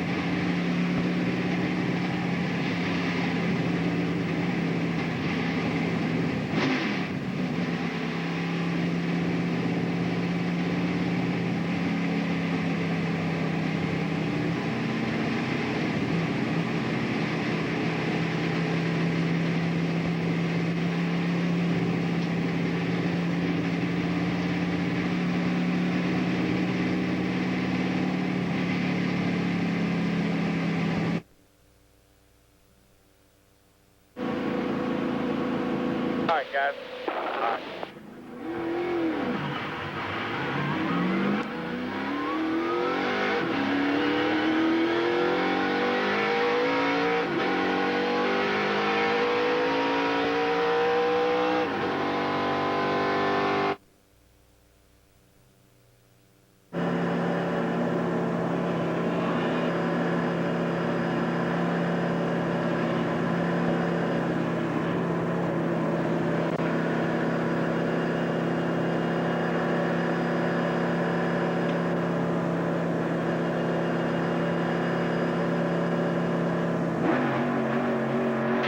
I'm not going to say anything. Go when you get there. He thinks he can make it on one more stop. Yeah. Here are the cars that topped off on one to go. Matt Kenseth, Ken Schroeder, Joe Nemechek, Tony Raines, Elliott Sadler, who got back on the lead lap earlier, remember, Dave Blaney and Bobby Labonte. Those are the ones that just topped off the fuel. Remember the Matt Kenseth top off. All those guys are from 25th place on down. It's Jimmy Johnson leading, Kurt Busch is second. Jeff Gordon is trying to get back on the lead lap in that 24. You see Harvick just shoot through the middle of those cars, Kevin LePage and Sterling Marlin, to take over the third position. Word with us earlier, Jeff Gordon cut down a left front tire, had to duck onto pit road for an unscheduled stop at lap 50. Then the caution came out at lap 55. Traffic on the lap down. He hasn't been able to make it up yet. Look at Kevin Harvick drive on the inside of Busch. I battled for the second position. That Harvick has a great race car. This is a great race car. The same car he won Indy with. It's a money machine. Ooh, look out. Not going to have it up there. But that's what you have to do. If you're going to run the bottom, you got to drive in way, way, way deep going into one, where the guy up on the high line doesn't have to drive in so deep because he's going to have more momentum up top, especially getting off the corner. Marty, what's happening with the 29 car of Kevin Harvick? Well, Wally, earlier I talked to Kevin Harvick, and he said, you know, he learned a lesson about exactly what you're talking about.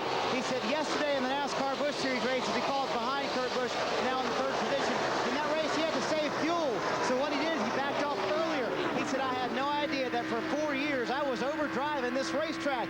The lap times picked up yesterday, so that's what he wanted to do today. Back off a little bit earlier going into the turns. Those lap times will pick up, and your car will not be tight off the corner.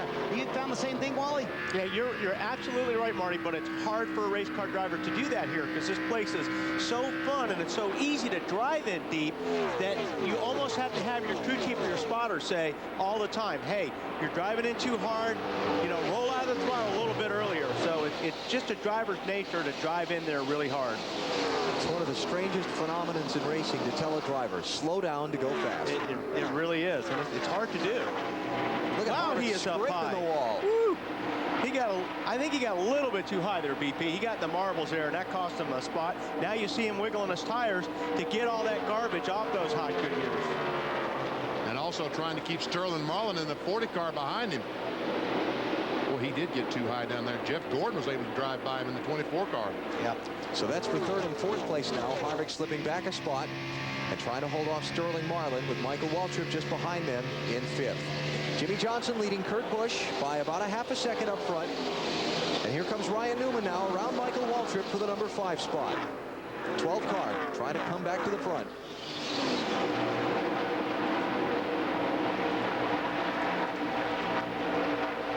You know, Kurt Busch won here back in June in the last race at this track. Didn't lead until lap 177 of 200. Here we are just at the halfway point of the race, and he's up to second. Farthest to the front he's been all day. Evidently, they've been making some adjustments to these cars because we heard him say on the radio that it's so tight off the corner he couldn't stand it. Obviously, Jimmy Finning, the crew, made some good changes for him. Marty? Two things we told you earlier, BP. Remember here in June as he looks underneath Jimmy Johnson trying to get that lead. In June, they worked on that car, just like you talked about, making it better throughout the day. The second thing, Jimmy Finning said we have a lot of adjustability in the car. And now, here's what Kurt has to say about that ride. Seems like we're on a whole new car once we got some air to push down on this thing. It's junk back there. I can't do a thing with it. It won't turn, it won't stick. Out here, I got more racetrack than I need. and that's where these cars have gone. It's gone to these cars are so dependent on aerodynamics now. You've got to run these cars really soft spring-wise so you can go through the air and that air push down that car, push down those Goodyear tires into the asphalt.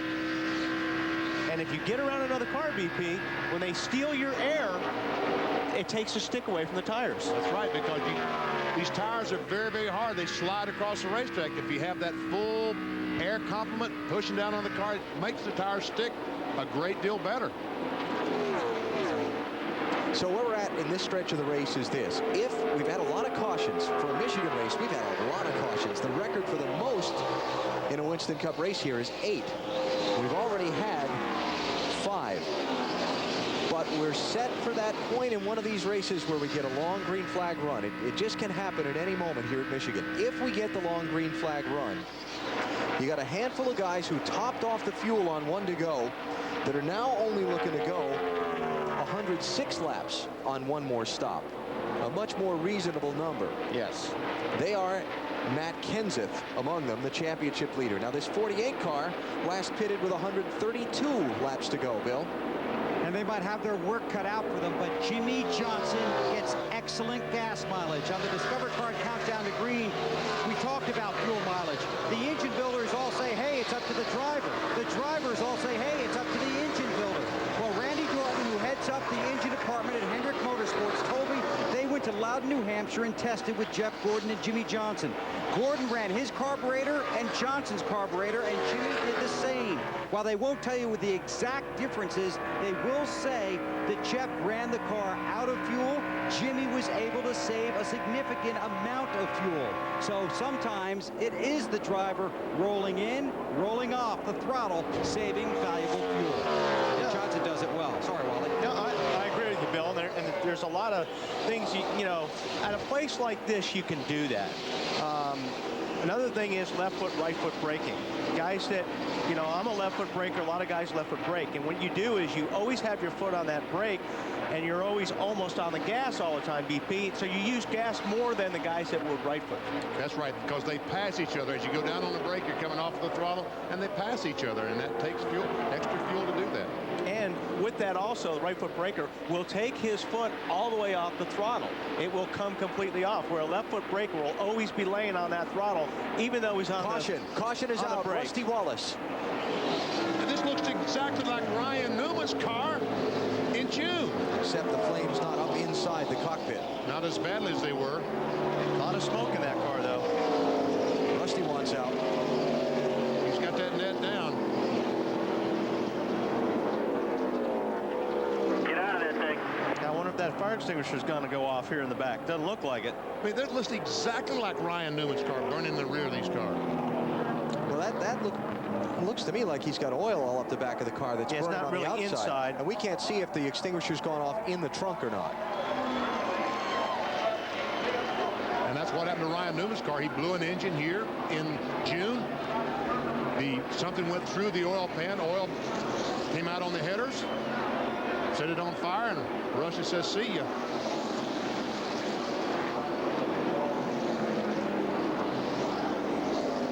They're going to close pit road because of where Rusty Wallace's car is, and they've got some safety equipment out on pit road as well. We'll take a break. We'll be back.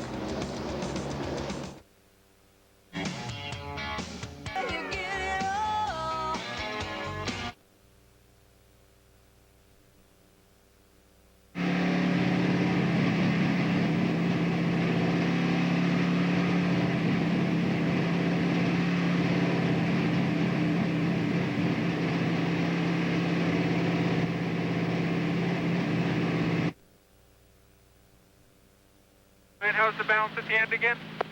Need to be freed up just a little bit. 10-4. All right, one more round in, right rear. Tires and fuel, guys. It won't take much fuel. Pit road is still closed.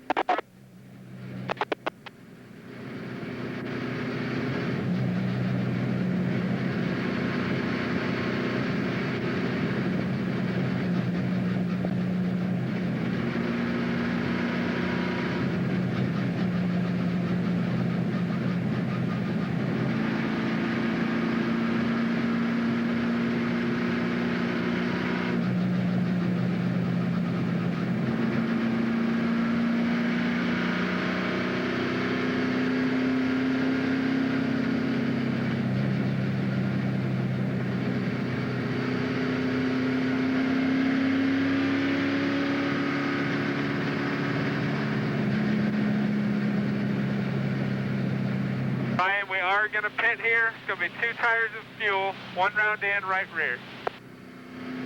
4. Chad, keep your eyes open, but we should not have to wait for fuel. We need about 6 gallons. We should have that in before this.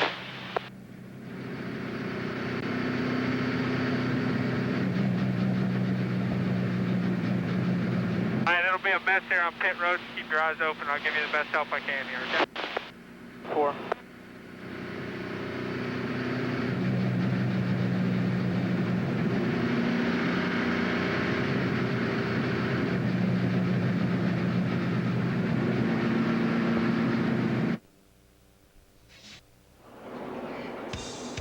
NASCAR Winston Cup Racing from Michigan International Speedway. Brought to you by Chevy Trucks, the most dependable, longest-lasting trucks on the road. Discover Card, it pays to discover. Stacker 2, the world's strongest fat burner. Burn fat, crush cravings, and supercharge your energy. And Walmart, always low prices, always. Under caution, pit road still closed here at Michigan. Check your mailbox for a specially marked Valpak envelope or log on to TNT.tv to register for a chance to win a VIP race weekend, including a meet and greet with Richard Petty, courtesy of Valpak and TNT. I'm going to rephrase that next week because I always stumble over that combination of words. All right, caution out for the 6th time here at Michigan because of Rusty Wallace having a problem going off into turn 3. Lost an engine. And I'll tell you what, there's probably a lot of oil on those front tires and rear tires, so Rusty did a good job keeping it out of the wall. And there's where something went through the oil pan. The oil gets back on the exhaust system, catches it on fire. And he can't see on top of that. Yeah, he can see nothing. I would imagine that they're directed. Earl Barber is probably directing him from the spotter stand where he can turn when he can't turn. Down to the start-finish line, beginning the bailout process here before he even gets the car stopped. Just knowing he wants out. Yeah, even though you're on fire and you're driving the car, you're unhooking as much as you can. So when you do stop the car, you can get out quick. Now, this somewhat similar to the situation that happened here in June with his Penske Racing teammate, Ryan Newman. But Ryan's got a little bit scarier as we look back on it. Watch the inside of the car. Yeah, we see the plane inside the 12 car. We didn't see that with Rusty's car. And Ryan's spotter, John Erickson, that day, directing him to where one of the fire trucks was parked at the bottom of turn 4, where he stopped, got out of the car, and the safety workers were able to quickly get there and extinguish the blaze. But doesn't this look exactly like Rusty's car when it stopped? Exactly. Here they come. Oh my goodness, we got race cars and pickups on the pit road at the same time. And oil. Marty. What a crazy race, and here's to be some strategy to finish up this race. Kurt Busch comes down in second place. He said, guys, I cannot lose track position. We are keying out front. Clean the windshield a little bit tight. Half pound on the right front. Kevin Harvick on the bottom of the screen in third, 4 tires, no changes. Bill? Jimmy Johnson in the 48 car, chassis adjustment, and they're going to adjust the inner liner pressure to try and make the car handle a little bit better. Had some lug nut issues earlier in the race. Not this time. He's on his way. Almost got clipped by the 43. Well, the 97 took 4 tires, but I think there's probably a few of those guys in front of them that took 2, obviously. Matt Kenseth came in. Did he really? We talked about that he might be one of the guys that stayed out. They came in. There he is leaving pit road. Got 4 tires. Well, I guess you would need to take 4 tires because the next stop you're going to come in, you're going to want to only take fuel only or fuel in 2. So get the freshest left side tires on now so you don't have to worry about it for the rest of the race. Matt? The 0 car of Jason Leffler stopped about 8 pits away from when he stopped. He feels like something is broken in the drivetrain. Remember, they do have concrete pads here for the Indy cars. He pulled away. The car never started to get up to speed, and it just rolled. He tried to roll it out of the way. Heartbreak for Jason Leffler. A great run going today. Some of the guys who did top off on the one to go earlier stayed out this time. Looks like Ken Schroeder might be taking over the lead of this race. So we'll see what happens here when we come back to Michigan in just a minute. Let's check. How about Greg Biffle as your new race leader? All right.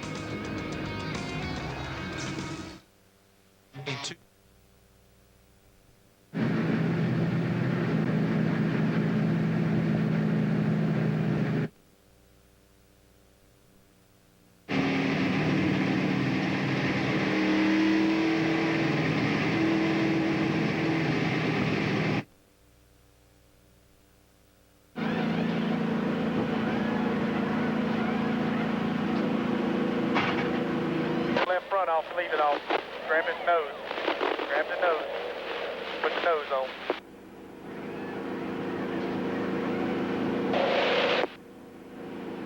Stay first, or Canary. Or just get it in there the best you can. Right, go forward a little bit more if you can. Right about there. Stay out far enough to cover the tire. Don't just put it on and say, all right, there we are.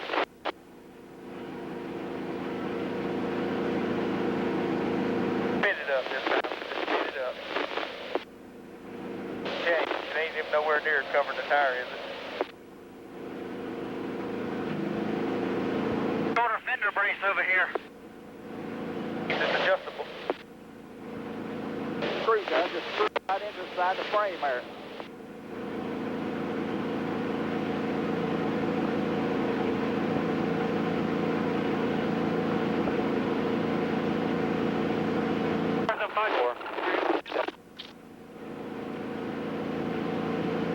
Tire ready. Tire's on. Come on, get ready to leave. Get ready to leave. Setting it down. Get out of the way, guys. Get out of the way. Don't go too fast. Go. Let's go to Tom. We need more than just 2 screws. Give them a handful so they'll have them. Dropping them on the ground so he runs over them.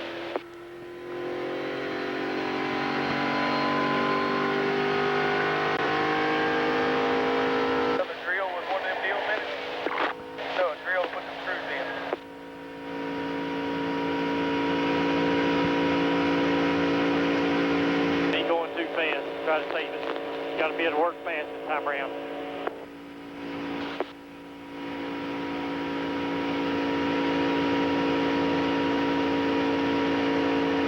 How about hooking the airlines back up that you just kicked loose?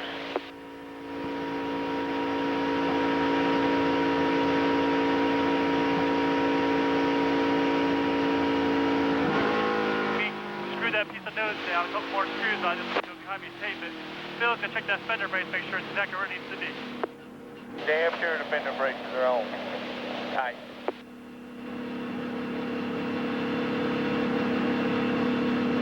Like 5 screws right now. Where the center is across it. Turn 3.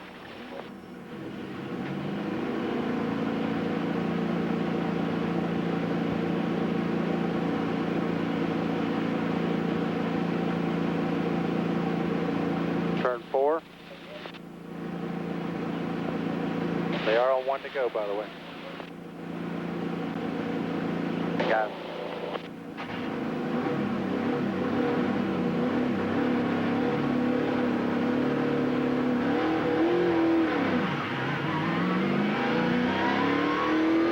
Go. You feel pretty confident about what you just did? It ain't tight, it ain't coming off.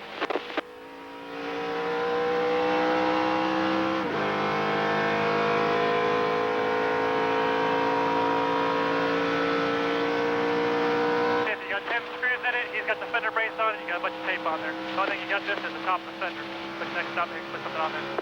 On the top of the fender, all covered the tire.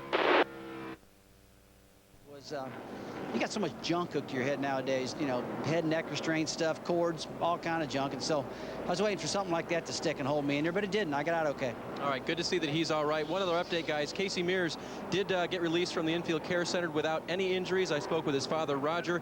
He told me that Casey was good to go. In fact, he's not even sure he was fazed by it. He's ready to go racing again. Alan? All right, Dave, thanks. We are coming to the restart.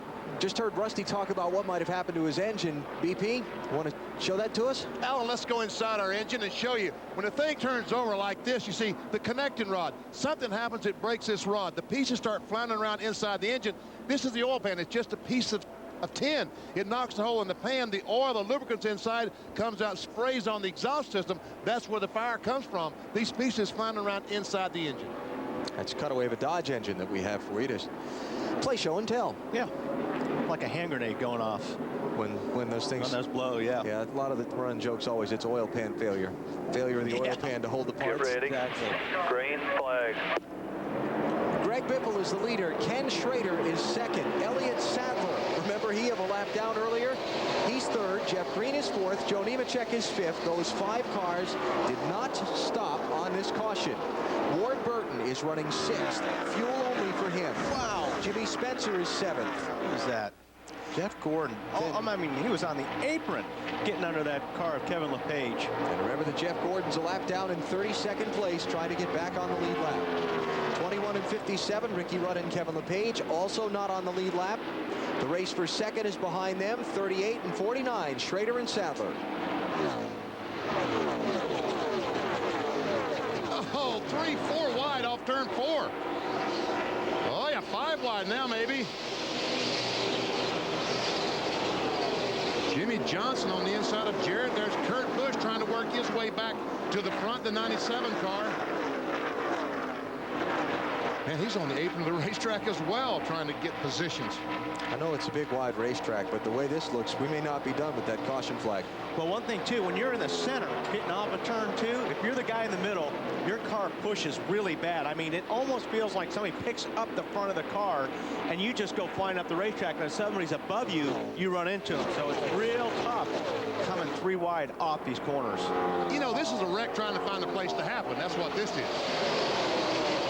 12 and 48, Ryan Newman and Jimmy Johnson. They've spent a lot of time up front here in recent laps. Marty? In that last caution, Alan, in a very curious and questioning voice and concerned voice, Ryan Newman came on the radio and said, Matt, to his crew chief Matt Borland, are we running the same gear as Rusty? Matt came back on the radio and said, yes, we are. They are designed, these gears they have in these two Penske cars, to turn maximum RPM, not to get fuel mileage. So Ryan is a little concerned. Remember earlier he said his engine sounded funny, that the same thing might happen to his engine that happened to his teammates. Ryan running 5th right now, racing Ken Schroeder in front of him in the 49 for 4th. Second place is what's at stake right now, though. Got Elliott Sadler trying to hang on to it, and Jimmy Johnson on the move in the 48 car, moving around Jimmy Spencer for 3rd. Yeah, he's trying to move around Spencer. Here comes Jimmy on back on the outside in that 7 car. Maintains that 3rd spot.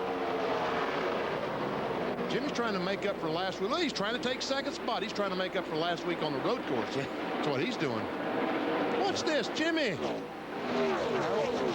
Oh, squeezes up right in front of Elliott Sadler.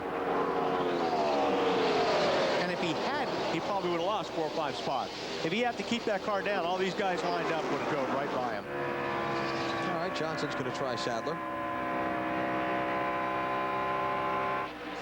Leaning by there. Yep. So that's for 3rd spot. And now Ryan Newman going to try Elliott for 4th. Kevin Harvick right behind them.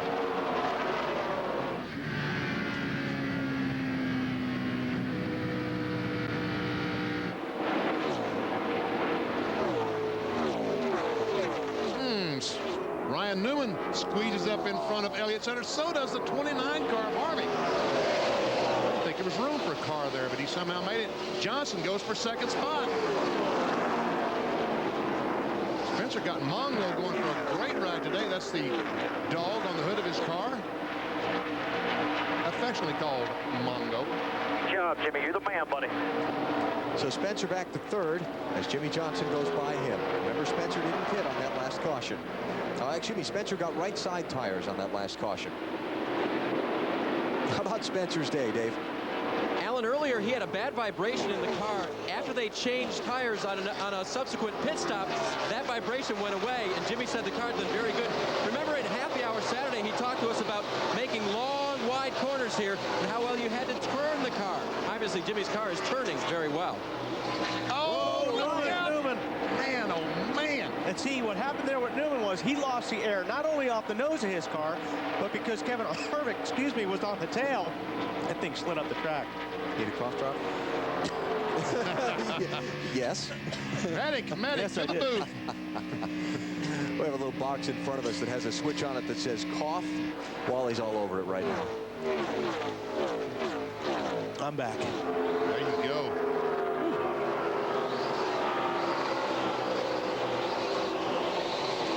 '57 car, Kevin LePage, is 32nd place. The 2nd car 1 lap down.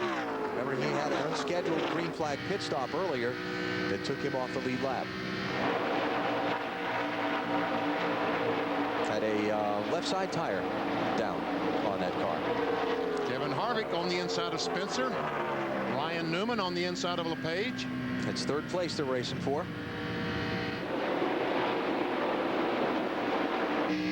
Barely inside of leader Greg Biffle while they've been doing all this dicing. He's gotten away.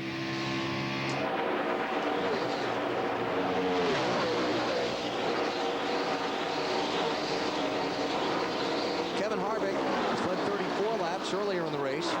Got shuffled back in the pack with all this different pit stop schedules that have gone on. Now, see if the 12 car goes with 29, they'll get by the 7 car Jimmy Spencer because they're going to draft right on by him. And you can see how that draft works as Harvick goes by, but here comes Spencer back. I'm surprised Harvick didn't move up the racetrack. Yeah, I am too. Yeah, he's got it. Harvick to 3rd. The Newman really helped the 29 car of Harvick, but he couldn't capitalize on it himself. I'll bet you he tries here quickly. He'll try. He needs Kurt Busch to come up and give him a push. Kevin Harvick was in downtown Detroit on Thursday when the lights went out. Now, I know Busch, I think, will go with Newman. I don't think Kurt's going to help Jimmy out. I wouldn't think so. And whoa, push, push, oh, push. Now push. loose, now loose. Get off the throttle. And he's going to lose the spot.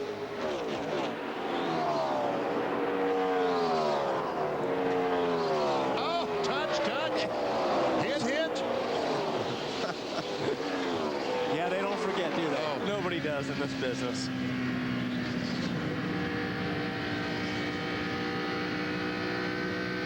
Kurt just wanted to hear his spotter say, clear, all right.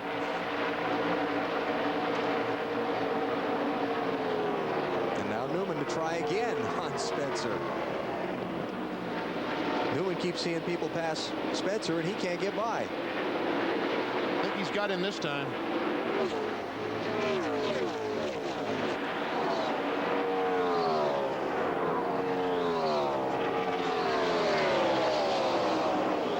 Here comes Tony Stewart. That's Untitled Chapter for 8th place. And then he'll try and get 7th away from Elliott Sadler. Got his car working on the bottom pretty good right now, Bill Weber.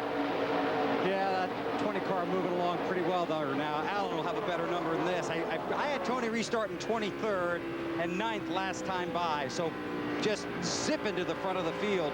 He said the car is better as we go along, just a little tight right now, but that's because he's in traffic, and they are set up with their pit strategy to put them in good position if this race stays green.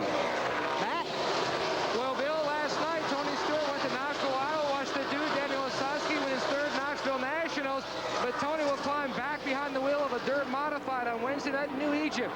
Basically racing for a reason with Greg Zipadelli. 14 years ago, Greg Zipadelli's parents were visiting a friend in the hospital. On the 3rd visit, they inquired about a little girl across the hall. She was 3 years old. The nurses told them that she was badly abused, now a ward of the state of Connecticut. She was legally paralyzed and blind as well.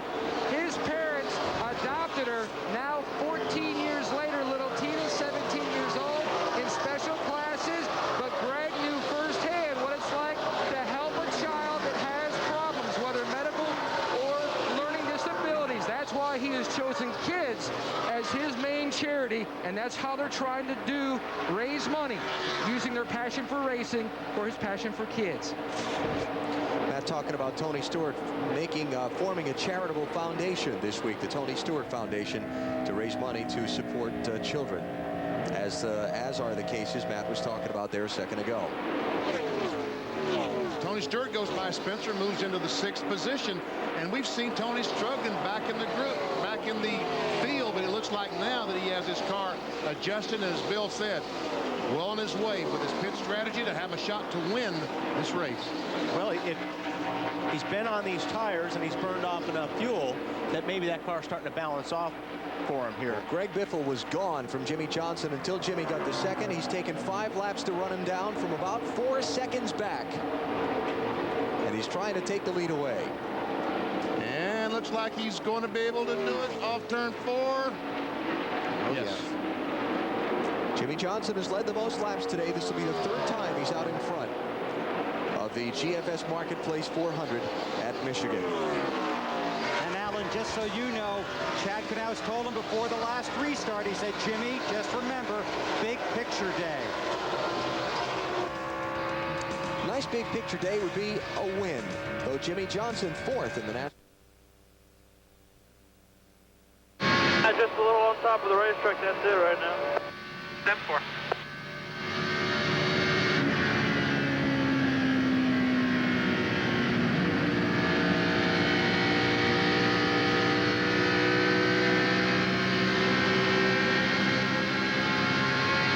You're running P4, lap 129 of 200. 4.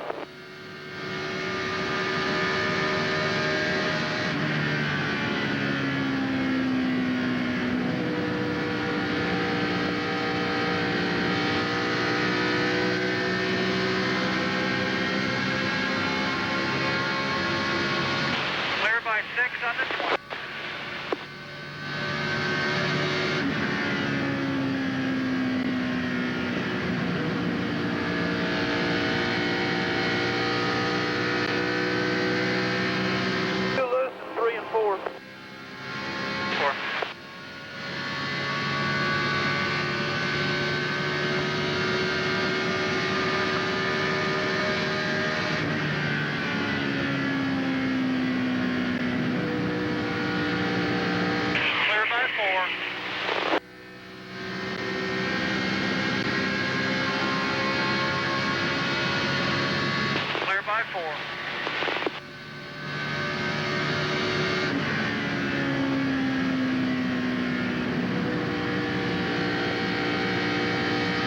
by 3.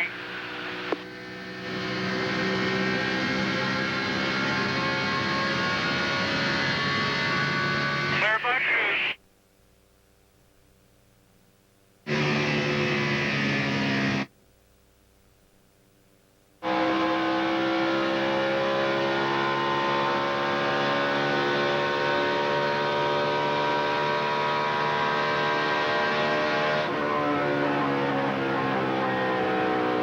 Inside the 19.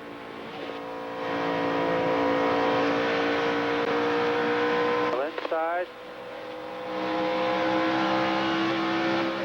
Clear, all clear.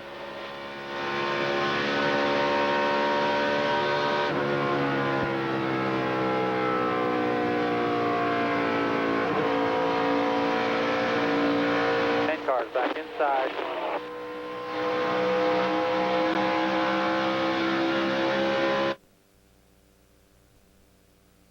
Oh, we were stacking up to everybody else. Steady right now, buddy. Thanks, Harvey.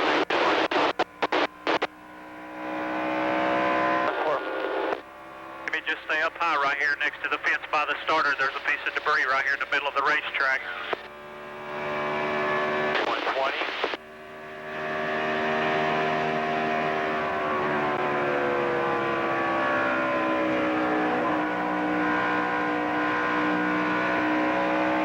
Caution is out, bud. Caution is out.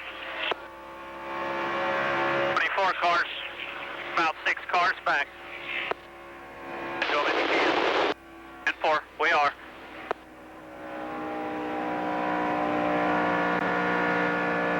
24's just into 3. 9 Harvick for me. 10-4, I got you. It's not gonna make it, bud.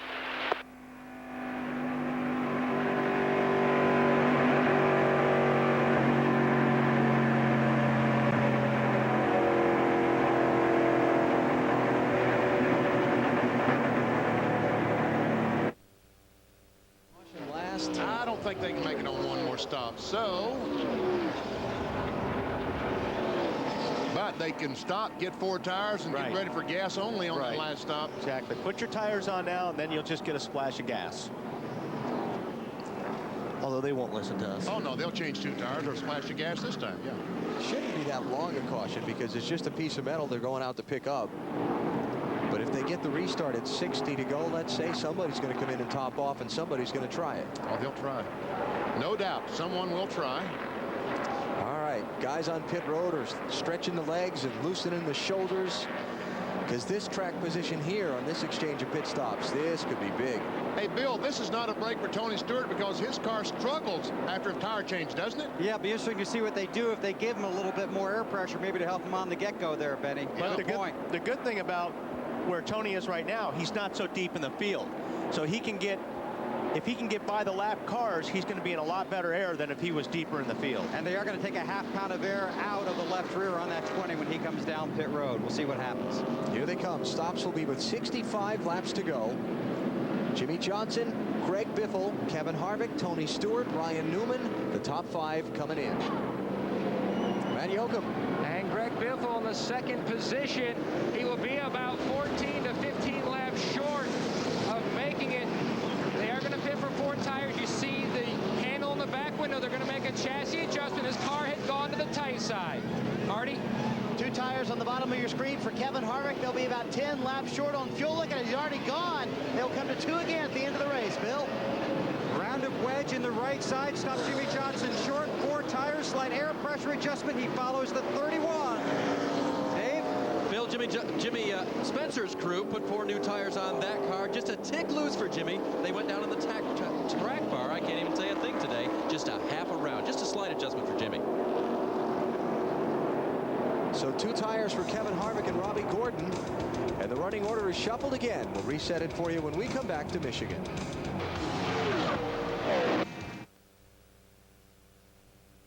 I was trying to flatten the 7th car fender, and I got mine.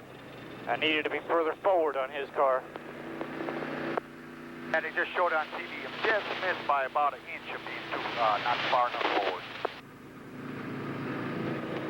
Inches only count unless you're playing horseshoes and hand grenades.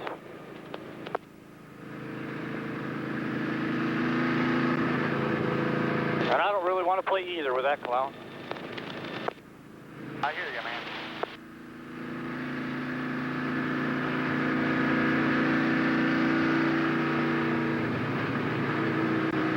And the long gear program just gets more yellow here. 10-4, Chief.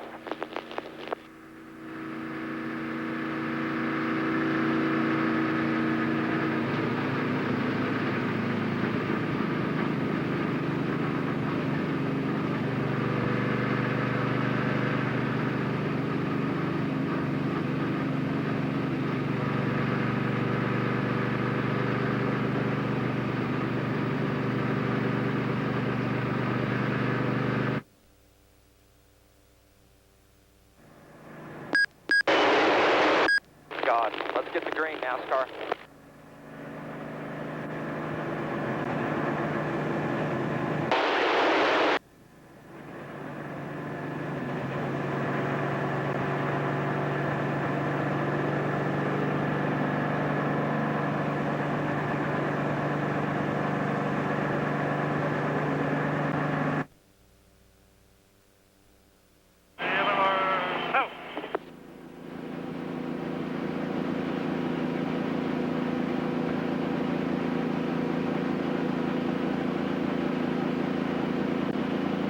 Tighten it up, tighten it.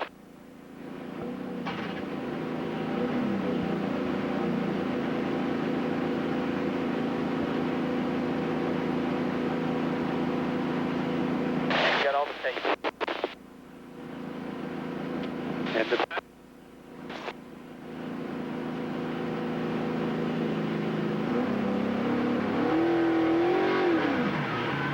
all right, bud, one to go. Just go ahead and hustle all the way around.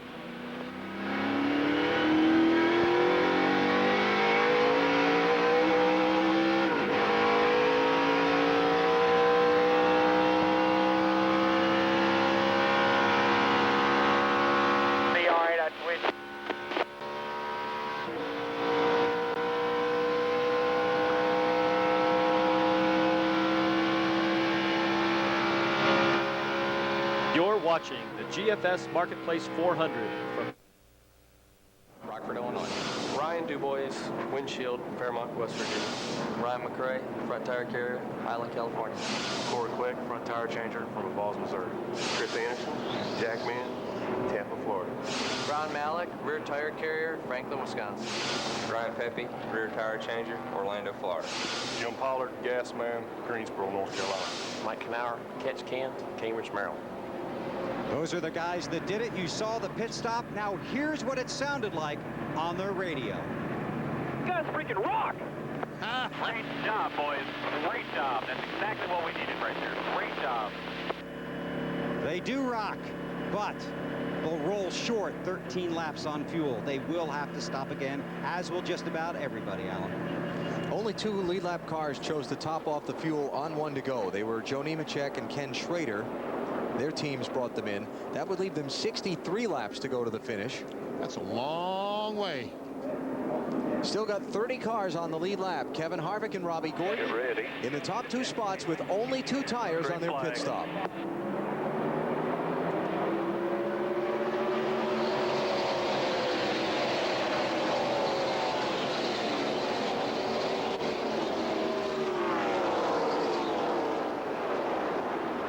Robbie Gordon did not get an exceptional restart. Jeff Gordon pulled between himself and the leader, Kevin Harvick. Jeff Gordon not on the lead lap, back in 31st place. Here comes Spencer and Tony Stewart. Yeah, working some lap traffic there. That's Kevin LePage in the 57. 33rd place, 1 lap down. Jimmy Spencer's car was really, really fast on the short runs, but second place here. Falls off on after about 10 or 15 laps. Jimmy Johnson, 4 tires on his stop. Robbie Gordon with just whites. Oh, cannot quite clear Robbie Gordon. So look at Gordon come back on the outside with that momentum that Wally's been talking about off the corner. And Greg Biffle lurking behind him to see which lane opens up the fastest. Yeah, wherever he decides to go, that's going to help the guy he's in back of. Here comes Ryan Newman. Boy, he had a steam there, getting off of 4. Falls down below.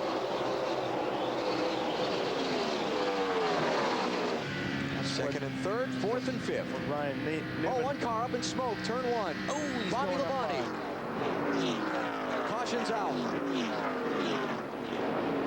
Oh, what a great job he did getting up, getting the car slowed down, and not getting in the wall. Good job, Bobby. Or lucky Bobby, one or the other. I'll go for the good job. The man who started on pole today. His struggles over the summer continue. He's not going to let Jeff get his lap back. No, and I'll tell you why. Because Kevin Harvick is 5th in the championship standings, and Jeff Gordon is 3rd. Looky here. Yeah. You got him a lap down, keep him a lap down. Of course, there are always those comments after Sonoma, too. For Bobby Labonte, had that terrific spring, but then got into the summer months. Was 255 points out of the lead after the Daytona race, Independence weekend. Had the crash and the fire at Chicago, an engine failure at Pocono. Finished 22nd at Indy, 14th at Watkins Glen. And he's going to the garage today probably to finish about 35th or 36th. And from those 255 points behind today, he was 526 down coming in, and he's going to be in an even bigger hole by the time they tally it up at the end of the day. Now then, when they come by by pit road, 59, it'll be 58 to go. That's right. How many guys will stop, top off, and how many guys can run 58 laps?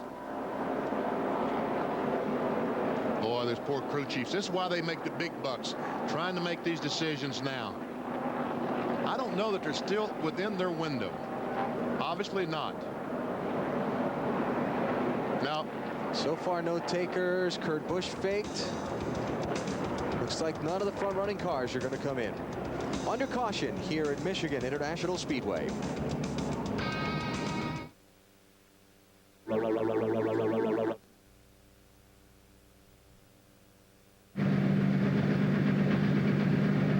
fuel here, right? Been doing it.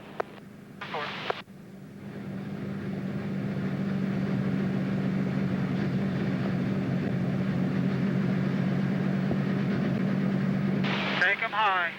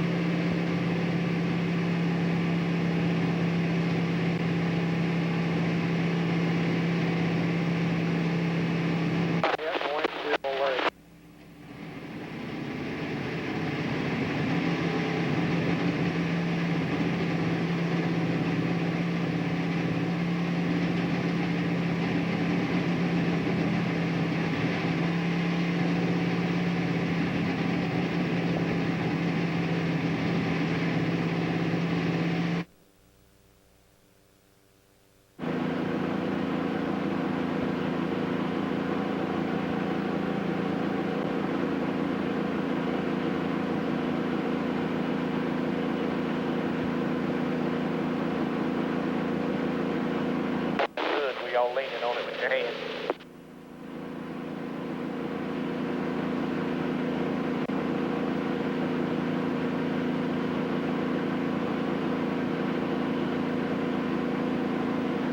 Take down, right down.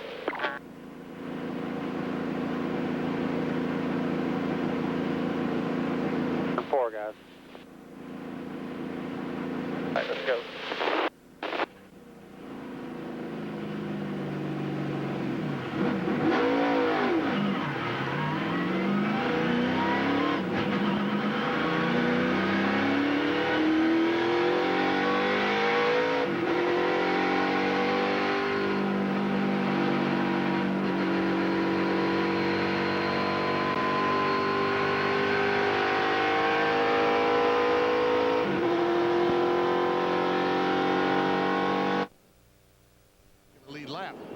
Our Napa Field summary on the afternoon here in Michigan. A lot of caution flags, a lot more than normal for this race. We're working the 8th one now. 6 cars out of the race. Bobby Labonte, Rusty Wallace, Larry Foyt, Ricky Craven, Casey Mears, and Kenny Wallace. We'll also add Todd Bodine to that list now that Bobby Labonte has gone to the garage. And the leaders today, Jimmy Johnson, Kevin Harvick, and Ryan Newman have led most of the laps, plus Greg Biffle and Bobby Labonte for a chunk, but Bobby's in the garage now. And Alan, he's just stepped out of his transporter here. Bobby, what happened with the car? I mean, eerily similar to Pocono or nothing like that? I think it came out the same area. The oil pan wasn't strong enough. I think it came out the bottom end. But, you know, it started to give me a warning there about lap 2. It vibrated a lot after that. I mean, since then, I was surprised it made it that far. I guess they're pretty good. But we got going faster there and got caught up on our chassis. We were behind on it and just let go. We've had 5 good races in a row before. We've had 5 bad ones now, so maybe we'll turn it around next weekend. All right, trying to find a balance there, Alan. Not good. Well, they had a vibration, so that normally leads to... There's usually a cause for the vibration. There's usually a bigger problem eventually. Yeah. Now, I expect we're going to see pit road pretty busy when they say you're coming to one to go. Right. NASCAR gives the command that you're coming to one to go in the fields in turn 3. When we hear that, we expect a lot of guys to duck onto pit road, but they've still got some of the big jet blowers out, clearing a lot of oil dry off this racing surface. I've always wanted to try.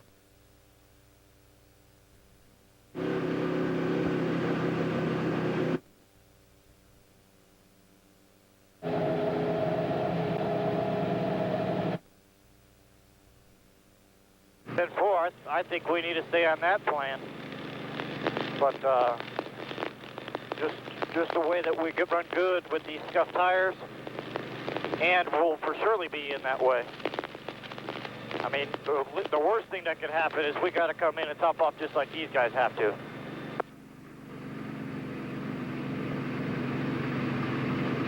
We need 4 more yellows right now, so make sure to keep blowing this track. Probably going to get half that. You might get 2 more out of this deal. There's just quickie dry all the way down the back straightaway. It's a mess. Okay, we'll keep complaining about it. We'll just stay out then. We'll stay out, make sure you use the long gears like you've been.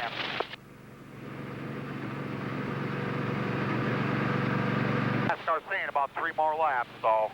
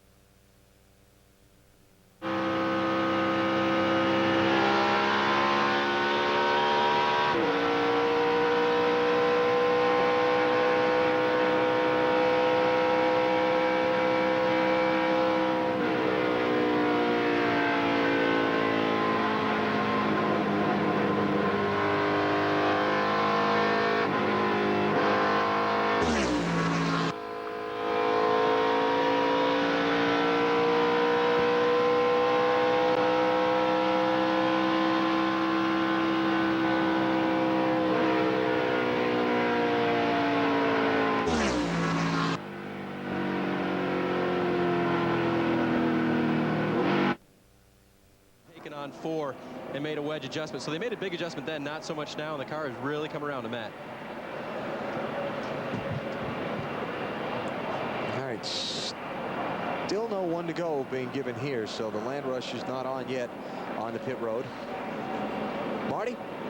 Alan, one of those guys that stayed out was Kurt Busch, and Kurt, of course, won here in June, and it was a big win for Kurt. In fact, he said it was the biggest win of his career. Now, why was it so big? It was the 100th anniversary for Ford, and Jack Roush also said this was one of the greatest wins of my career, next to the first one that I got with Mark Martin. A big weekend for Ford here in June. Will it be a big weekend in August? If you haven't looked at Ford lately, look again. How about the second place car choosing to come in now? Robbie Gordon's in. Elliott Sadler, Michael Waltrip. Who's that behind him? Tony Raines coming in. And Ricky Rudd not on the lead lap. Last time Robbie Gordon was on pit road, he got just right side tires. Marty? And he wanted to come in the lap before, but Kevin Hamlin came on the radio and said, you're going to need a lunchbox with a thermos full of fuel if we're going to make it from here. So what they did is they waited one more time. Robbie said, if no one else comes down pit road, I want 4 tires. They think they can make it all the way, but they are on the very, very edge of their fuel window. Taking a little bit extra time to get everything in. That's right, because 53 laps right now to go when they throw the green. See these two right here, Johnny Benson and Joe Nemechek? This is like the 4th lap they've come in and topped off the fuel. Every time they come back around under caution, they're coming back in and topping off the fuel tank. That's because the leaders haven't stopped yet. Now, as soon as all that group of cars are leading stop, they'll stay on the racetrack. All right, here's the 1 to go signal. It's just gone out. The teams have just gotten the word from NASCAR Race Control over the race communication channel that when they come to the start-finish line, they'll get the 1 to go signal. So when they come to the opening of pit road here, you're going to see a lot of people coming. But some guys probably still can't make it, because when they throw the green, they've still got to run 51. About 51 laps. So it's going to put a lot of guys really in tough shape. Oh boy. Who comes in? Who stays out? What do they do when they're in? But they've all got to try, don't they, Wally? Don't they all have to pit now? I would. I mean, you're right, BP. You have to. And we're gamble. Here comes the leader. We're thinking we're seeing just a lot of fuel top-offs here, right?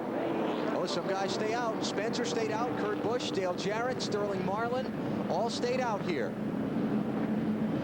Kevin Harvick, Jimmy Johnson, Greg Biffle, Ryan Newman, Tony Stewart among those who are coming in. How about the leader? Yeah, how about the leader making the dive to pit road? Kevin came on the radio, said, I think tires will make a difference. Can we take on left sides? They said that did not work for Robbie Gordon earlier, so it'll be right side tires, no changes, full of fuel. Bill? The 48 of Jimmy Johnson on pit road, right on the edge of their fuel window. Chassis adjustment, 4 tires, top it off with fuel. He will be deep in the field trying to work his way back to the front. Tony Stewart was also on pit road. That was gas and a chassis adjustment for the 20. Okay, so a lot of those guys took fuel only that I was watching. Yeah, Biffle in the 16 car was fuel only. Skinner looked like he took fuel only. Okay, that I saw on that last set, everybody got just fuel except Harvick and Jimmy Johnson, who took 4 tires. So they gave up the position. I mean, they were in front of Ryan Newman and Tony Stewart and all those guys. Now they're behind them, but they've got fresher tires. Okay. Watch this as they came off pit road. And then they had to stop because the paddle man was down there. What, now, who wins this? Ooh. Wow, I can give that to Johnson. Yeah. By about an inch or 2. And they're still having that discussion. Yeah, they're still trying to figure that out. And NASCAR has just relayed the ruling to the teams, 48, then 29. Bristol next week. A lot of action Saturday night here on TNT, starting at 7 Eastern time. But right now we're coming to the restart, and the field is jumbled up big. 8 caution flags will probably be about half the caution flags we see at Bristol next week. Here we go. Jeff Gordon, tail end of the lead lap, in front of Jimmy Spencer, who's the leader. Kurt Busch second, Dale Jarrett third, Sterling Marlin fourth, Bill Elliott fifth, Jeremy Mayfield sixth, Christian Fittipaldi seventh.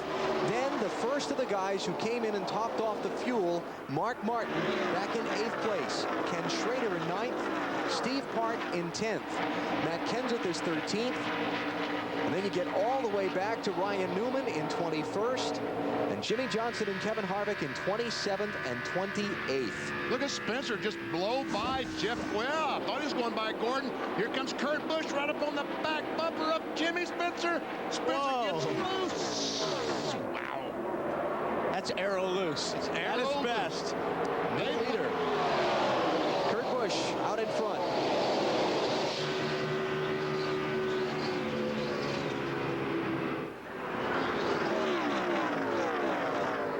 So Kurt Busch takes over the lead for the first time all race long. Remember, back in June, he didn't lead here until lap 177. The checkers fall at 200. He won back in June. How about the leader, Marty? Doing pretty good, and when he raced with Jimmy Spencer there, it might have been a little bit of payback. Earlier, Spencer came into Kurt Busch, caved in his right front fender a little bit. They've had a bad push ever since. Kurt told Jimmy Fending on the radio, if I can get to the front, I can live with it, but behind other cars, it's absolutely terrible. I have to take advantage of this restart. Oh, we got smoke out of the 88 car. I think that was just laying on the tire laying on the right front fender. Boy, he drove the car in the corner so hard. Man, laying all over that. It's been a miserable season for Dale Jarrett. Yeah, he's won a race back early in the season, but it's been a miserable summer for DJ. Oh, Kurt Busch. And that's what they talk about under these cars. And here comes DJ for the lead in that 88 car.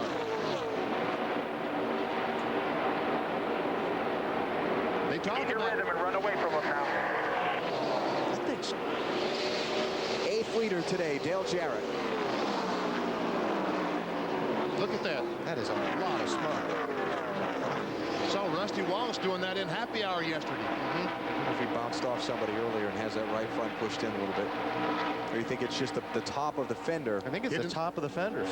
Hitting the tire. I just think he's driving the car down in the corners. Oh, look at here. Whoa. And there goes Biffle on the outside, making it 3 wide, trying to go on the outside of. Look at this. 1, 2, 3, 4 wide. Man. And Mark had to just jump out of the throttle there because he was in the worst spot right there. Harvick and Johnson try to charge back up through the field. Ryan Newman there also. Harvick's up to 11th. Restarted 28th just a couple of laps ago. Look at Biffle right in the middle. Careful, Greg. Not a good spot. Wisely backed off the gas. DJ still trying to put the 24 car lap down. Here comes a 97. And the 7. And the 7. Yep, Jimmy Spencer. Jeff Gordon desperate here to stay in front of the leader. If he can get in front of the leader and come in and get 4 tires, he can make a charge and make something on it today. But he just can't be in front of the leader when the caution falls, it seems like, despite all the yellows we've had today. DJ. Oh, man, he's grinding that front air dam off the car. The soft springs and everything. Well, I can't believe. It just tells me how much DJ wants this, how hard he's driving that thing, Marty. Well, he wants to win, BP. It's been a while since DJ won. It was February at Rockingham. Sean Parker said the rub just now started. NASCAR did come and say, you need to check for smoke. Sean said, it's fine, don't worry about it. But remember, this 88 car does have to stop again. They are 10 laps short on fuel. That's heartbreaking.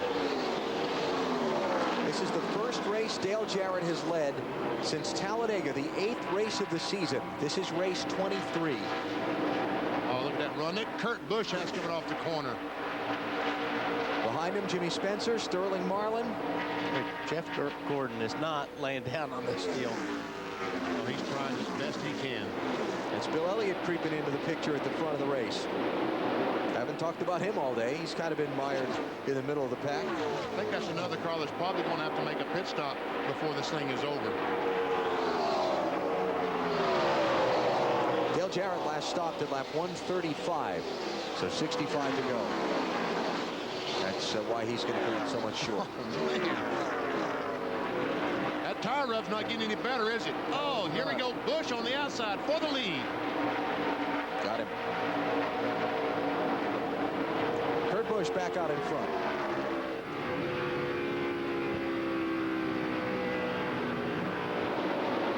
Kurt's going to run high. DJ's going to run low.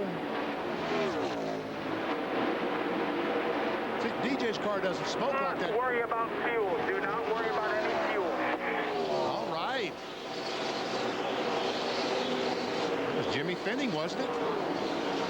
That was Dale Jarrett's radio. Dale Jarrett's radio.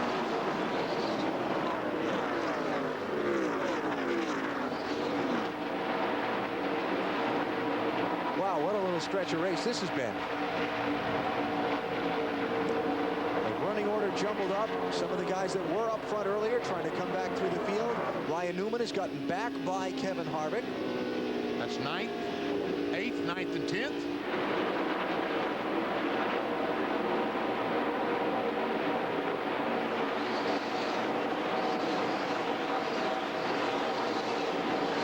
Kevin Harvick up by Robbie Gordon there.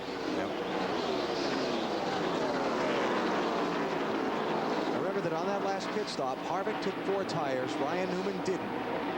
Harvick has put a couple people between himself and Jimmy Johnson, so Jimmy not able to keep up with Kevin here as they slice their way through traffic. Robbie Gordon, Greg Biffle, and Steve Park, 31, 16, and 30 racing for position there. That's 10th, 11th, and 12th. Biffle's done a nice job today. Yes, he's got a very good race car today.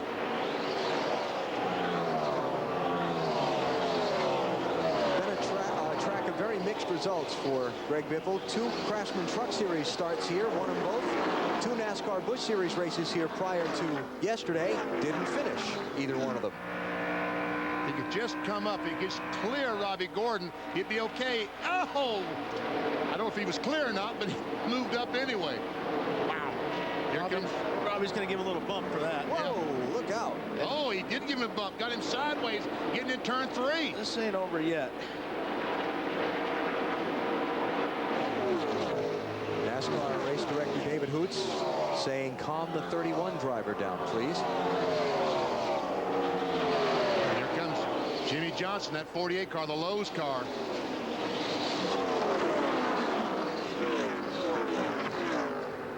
Bill, looking good for that 48 car. Yeah, not just for today, Benny, but for the big picture. Chad Knaus had to put 4 tires and top him off with fuel because they're running for the championship.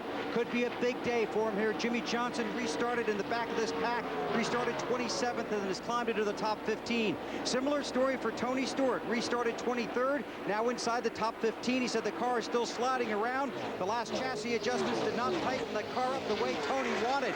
Roger Purcell is the engine tuner for the 20, works under Mark Cronquist at Joe Gibbs Racing. This morning I walked into the garage, I said, what are you doing? He was sitting on the floor. He said, I'm worried about fuel mileage. They think they can make it now. I asked him, can you make it? He said, we'll run out taking the checkers. But they are also concerned because the 18 car, their teammate, Bobby Labonte, did not finish this race, engine failure. So Tony Stewart running right now in 12th position, racing for that spot there with Steve Park in the 30, although Tony just went by Steve to pick up the spot. Home Depot car still down on the bottom of the racetrack.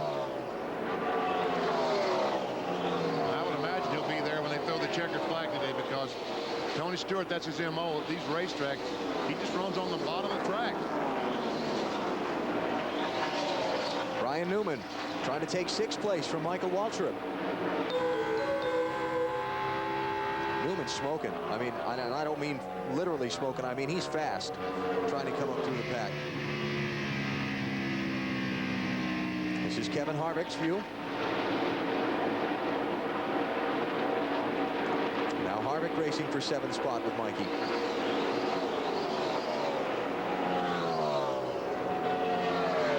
Kevin Harvick, I started this story a minute ago, and then we jumped to something else. The big blackout that you've read so much about, many of you no doubt experienced and lived through, hit downtown Detroit in a big way on Thursday afternoon. Kevin Harvick was signing autographs at a Chevrolet dealership in downtown Detroit when the power went out on Thursday. Had a whole group of people there. He was there. So they decided to continue the autograph session, and they pulled up 5 Chevy cars in the showroom and turned on the headlights. And Harvick sat there by auto headlight and finished signing autographs for all his fans. Then he and his wife Delana jumped in the car and got out in all the heavy traffic and made their way back up toward the racetrack. He said it was a really odd experience, but all the fans were very appreciative, and he was glad to be able to sit there and do it for them.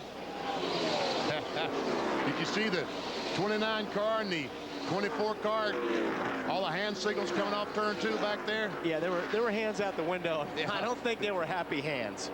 Third place here, Sterling Marlin on the move in the 40. Now he moved up the racetrack trying to get Jimmy off the throttle just a little bit so he could squeeze in front of him, and it worked. Yeah. Yeah, you drive up there right next to the guy, and if you have to wait just one little second longer to turn the car, sometimes your car pushes, and like you said, BPB, you got to get out of the throttle and got the spot. A great job today by that 40 team. Changed engine, started last in this race, and now they're up to third. Kurt Busch is out in front, 35 laps to go here at Michigan. Still some fuel drama to be played out in this one, and we've had a lot of caution flags. Are we done with the yellow today?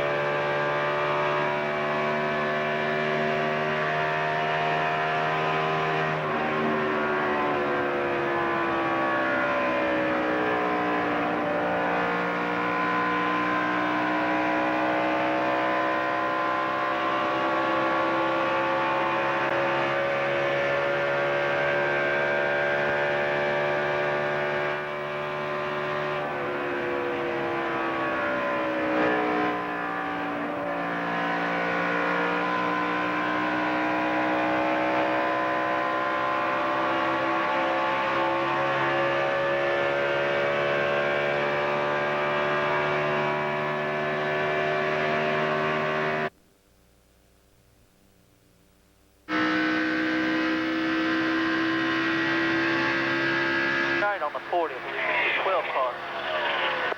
There's about 4 cars back there. That's good distance on it.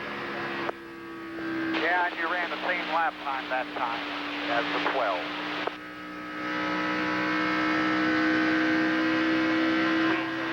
Clear all around, man. Concentrate on your mark.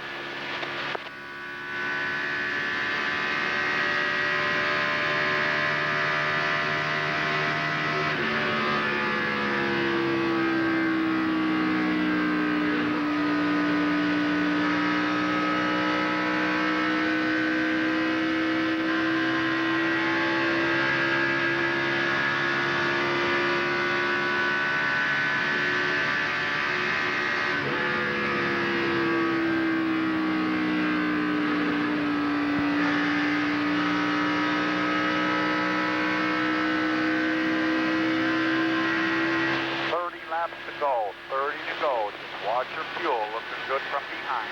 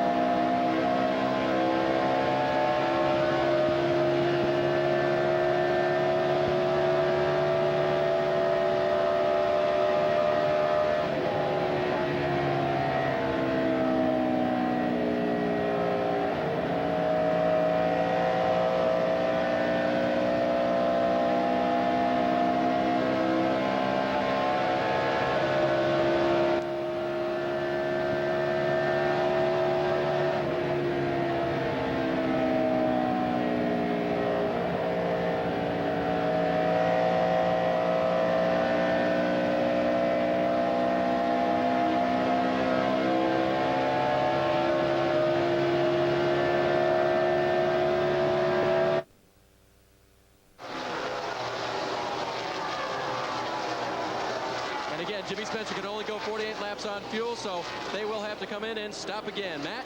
Bill Elliott has battled back into this race. A set of tires and a second stop didn't match up well with his chassis setup. He fell back, but he's running in the 5th position, looking for his 8th Michigan win. The problem, they are at least 10 laps shy of making out fuel, Marty. And Matty, it's the same thing for Ryan Newman. Such a fast race car right now. He said it's not bad right now, but I just feel like I've used up the tires. They are about 4 laps short on fuel. This car won Dover. It won Chicago. Most likely it will not win today. Right behind him, Kevin Harvick on the racetrack. Kevin has had one of the fastest cars all day long. They can go all the way on fuel. The 4 tires are working, even though Jimmy Johnson trying to pass Harvick right now on that low line. 4 tires are working very well for Harvick. Wow, that was close, wasn't it, guys? Bill? Whoa, and it's still close. It sure is, Wally, isn't it? The 48 battling to get around the 29. From 27th to about 7th right now for Jimmy Johnson. In our fuel mileage piece on the countdown to green, Jeff Gordon said when your crew chief tells you you're going to be a half a lap short, you don't pay any attention. Chad Knaus just told Jimmy Johnson we are half a lap short. Matt?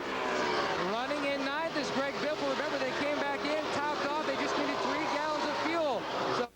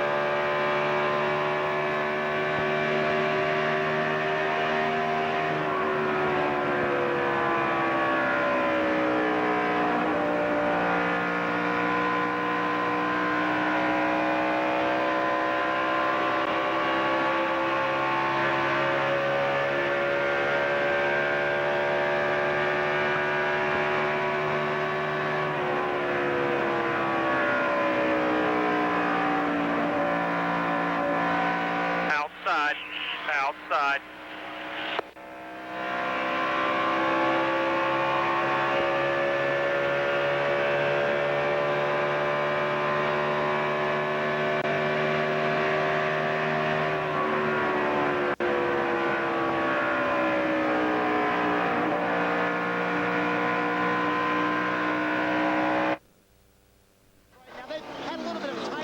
Most of the day. They have gotten up there by some great pit strategy, and they can too go all the way on fuel. Behind him on the racetrack is the car of Robbie Gordon. Shame this car has fallen off here in the last little bit. The car way too loose for Robbie right now, running in the top 5 for most of the day, but 13th on the track right now. They too can make it all the way on fuel. Maybe they'll move up a little bit more after that. And Christian Fittipaldi has taken the 43 car into the pit area. Looks like he's through for the day. Yeah, went back to the garage area. So he'll join the list of those who failed to finish. Behind Robbie Gordon on the track in 14th place. How about Ken Schroeder? Here's a team that didn't make the last 2 races, failed to qualify. For 2 weeks in a row, and Dave, they're having a great top 20 run today. Very good run for them, Alan. I checked in their pit. They pitted on about lap 142. They said it will be close, but they will go to the end. They believe that they can make it. They made a chassis adjustment on that last stop, and the car is better for Ken Schroeder. Right behind Schroeder, let's see, which car is coming into picture here? The 22 of Ward Burton. He actually had some damage earlier, guys, from the 7 of Jimmy Spencer. They fixed that, topped off the fuel on about lap 142 as well, and they're going to go for it as well to the end of this race. Bill? Jeremy Mayfield having a solid run, a backup car after an incident here on Saturday. First time the 19 teams ever had to use a backup car. The bad news is they cannot make it on fuel. Dave?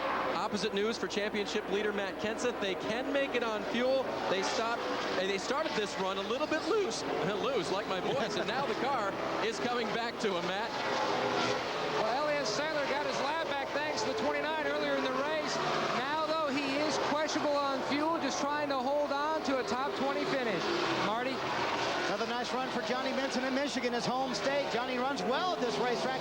Currently in the 19th position. He's had 4 top 10s in his last 6 races here. On fuel, they can make it on the way. On the chassis, a little bit tight. Matty? And the 99 of Jeff Burton came in lap 146. He did top off, just trying to get back up and try to get a good run. This team has been battling back from 2 recent weeks of bad runs after posting 4 straight top 10 finishes, trying to hope for a little more luck here in the Irish Hills. All right, so that's back through 20th place. Let's show you the rest of the cars on the lead lap. There's Terry Labonte in 21st. Started 5th today, had lost some track position when the pit stop schedules haven't worked out in their favor. You got Mike Skinner in 22nd in the Army car. His second ride for that team. Been watching those guys today in the 01 car in the pits. They have cranked off some great pit stops in that team. Brand new car for this team, and they've had some new car problems over the weekend. Look like they're getting them sorted out as the race wears on. Behind Skinner, Tony Raines in 23rd, also lead lap. There's Tony racing there with Mark Martin, who's 24th, trying to move up one. They go side by side. Tony in the 74 car picked up some sponsorship from the race sponsor this weekend.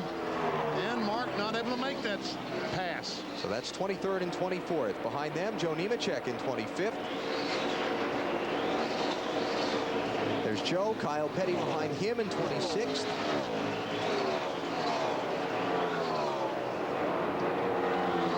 And the last 2 cars on the lead lap, Jeff Green in 27th. There's Jason Leffler back on the track after they had to change a rear end gear. Remember, he had problems on a pit stop earlier. And then you've got Jeff Green and Dave Blaney as the last 2 on the lead lap. So we go 28 deep on the lead lap as we close in on the finish of this one.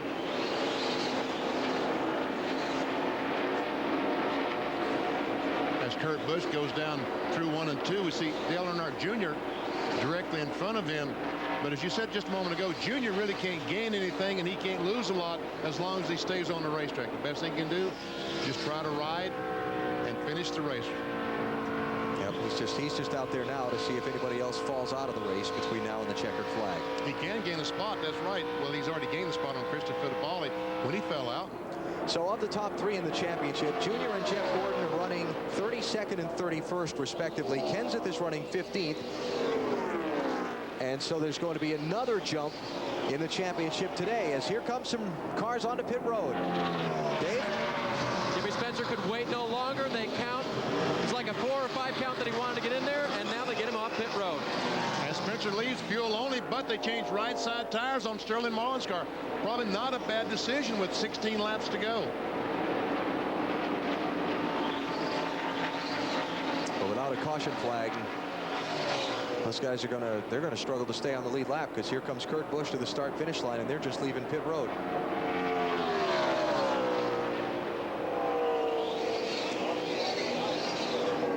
So I was talking about Matt Kenseth and the fact that his championship lead is going to take another big jump here today. Been a lot of discussion. Does the system used to determine the NASCAR Winston Cup champion need to be changed? And a lot of that discussion prompted by the fact that Kenseth has got such a huge lead so far this year. We spoke with Matt earlier in the weekend about it. He said he's not sure why the cry to change the points, and explains his reasoning.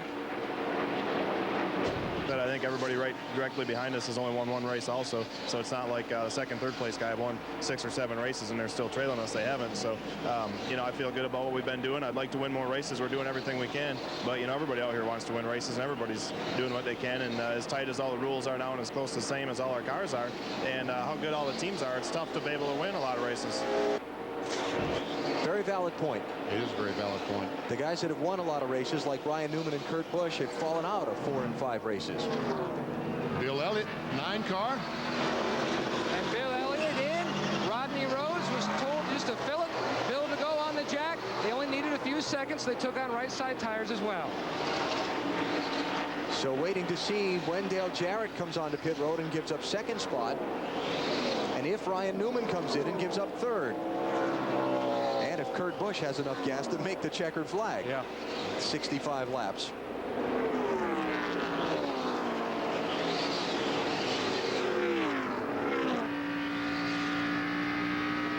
When they stopped last. Wow. It's hard to believe that Kurt Busch can run 65 laps, 130 miles. I would say Harvick and Johnson's crew chiefs are telling their drivers, nah, he can't make it. Don't worry about him. Yeah. Don't worry about Kurt Busch. He'll run out. Sure. Question Here comes is, DJ. Willie. Second place car slowing off turn 4. 55-mile-an-hour pit road speed beginning there. Get all you can down here. Stay close to the wall, and you will leave on me. Sean Parker, the crew chief, giving instructions to Dale Jarrett. Marty. About 3.5 seconds of fuel. That's all they need. He came on the radio to DJ and said, I'm sorry, we have to pit, otherwise we'll run out of fuel. There's a 3.5 seconds of fuel, a little bit longer than what they wanted. They're going to go here, and that's a lot more fuel I thought they would have to take. Sean said about 3.5 seconds was all they would need, but he definitely has it all enough to make it all the way now. So we'll see where Dale shakes out when he comes back up on the track. Bill Elliott and Sterling Marlin, we saw a minute ago, are back up in 25th and 26th places by having to make the splash and go stops. Kurt Busch 2.9 seconds up on Ryan Newman. Greg Biffle in the 16 and Tony Stewart in the 20, racing for 5th. And running 2 distinct different lines around the speedway. The Granger car high on the speedway, Tony Stewart right on the bottom.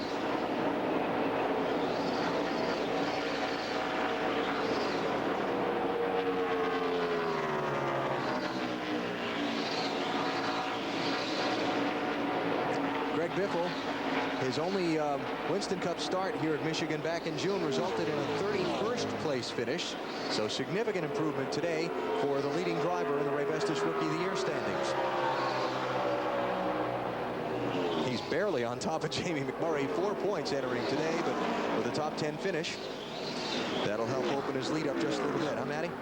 That's exactly what he had in his mind earlier in the race when they were questionable on fuel. He told Randy Goss, look, don't get us so close on the gamble that we run out. We need to come out of here with a top 10 finish, even better, hopefully a top 5. That's what he's hoping for today. Remember, he won back at Daytona. Only one top 10 finish since he won at Daytona. That was a 10th in New Hampshire. Biffle running 6th right now after Tony Stewart finished the pass.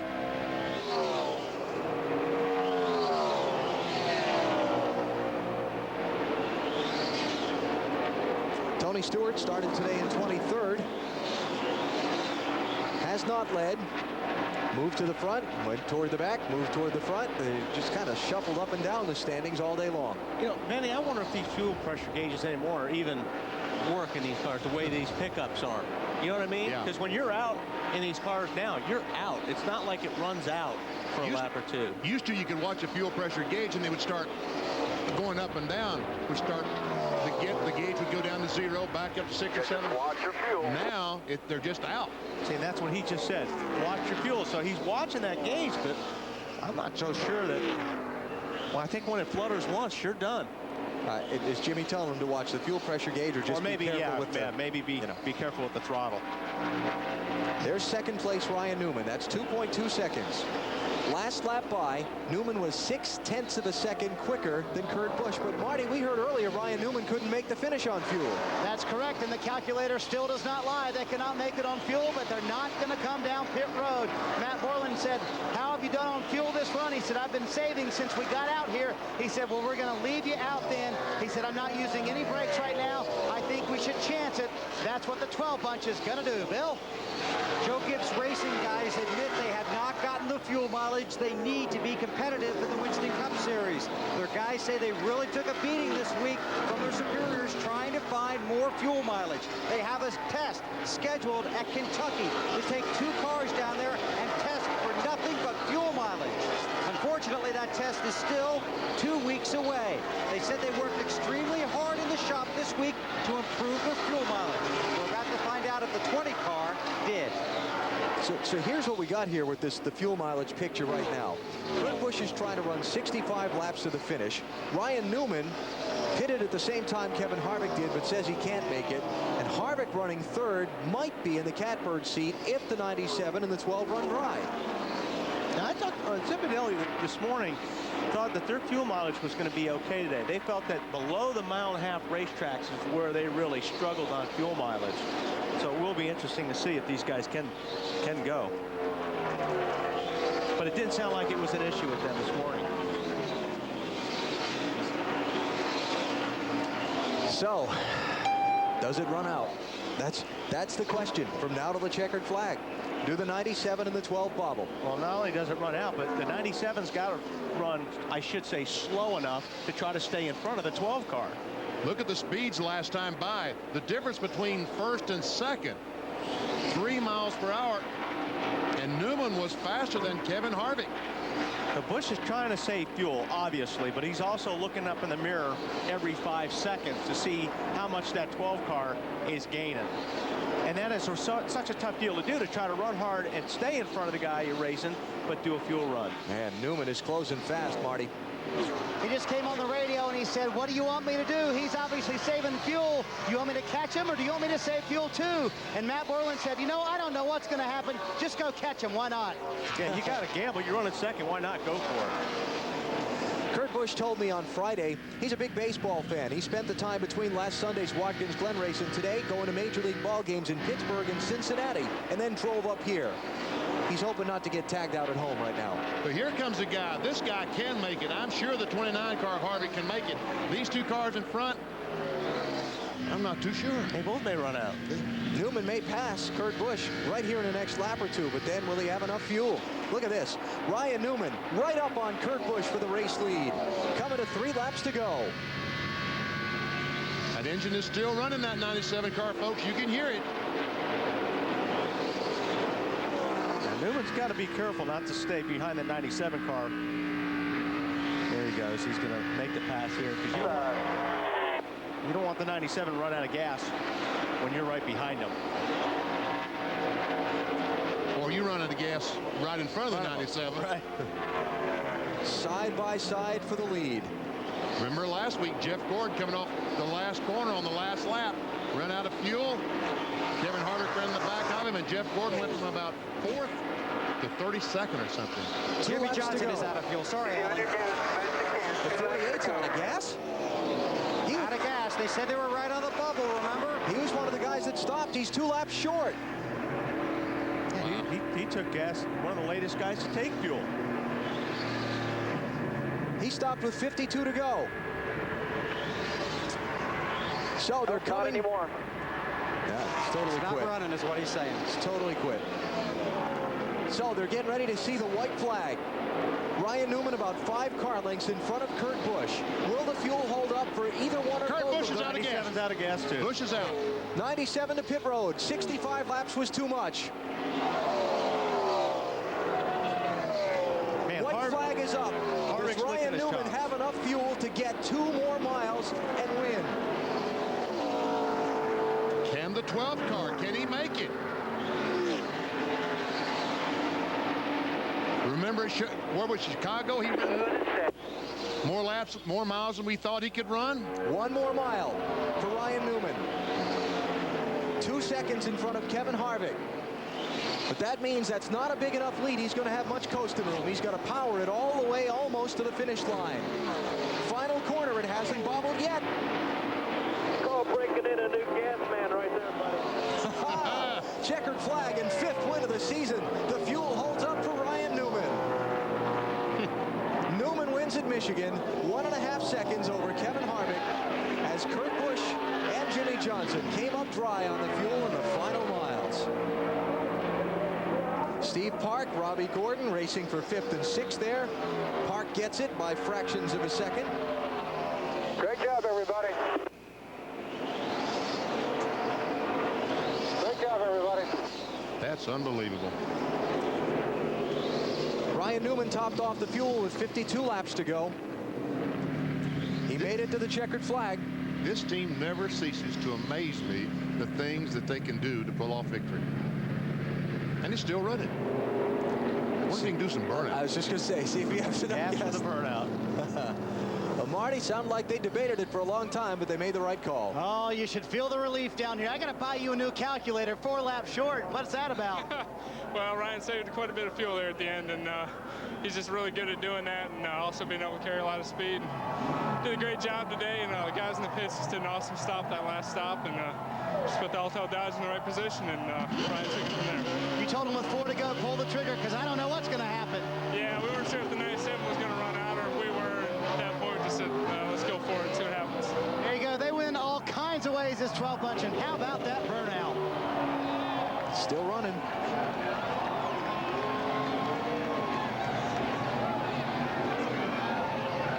Now he can't see. So Ryan Newman picks up his 6th career win in just his 67th start. These guys are hot. First win in just 5 races here at Michigan, and gives Dodge its 5th victory here in the hometown of American auto manufacturing. Kurt Busch, by the way, after coming onto pit road and getting that splash of fuel, wound up 18th. Jimmy Johnson, and we heard from Bill Weber all day about Chad Knaus talking big picture, big picture. Jimmy Johnson wound up 27th. But it's all Ryan Newman today here at Michigan. Took the lead for the final time. He's going to rub their nose in it, and he's going to drive to victory lane. Yeah. Took the lead for the final time at lap 198. Led the final 3 circuits of this one. Newman out in front 3 times today for 32 laps. Jimmy Johnson led the most laps, barely, over Kevin Harvick and Kurt Busch. You know, when it's going your way.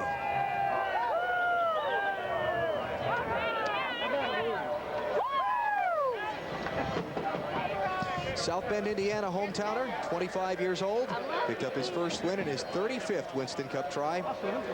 He's won 2 of the last 5 races coming in, so now make it a 500 batting average for Newman in this team. 3 of 6.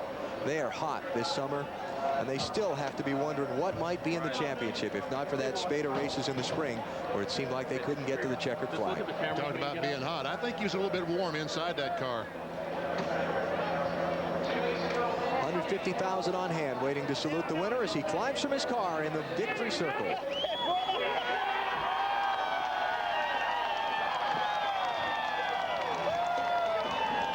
And a big celebration for Ryan Newman here in Victory Lane.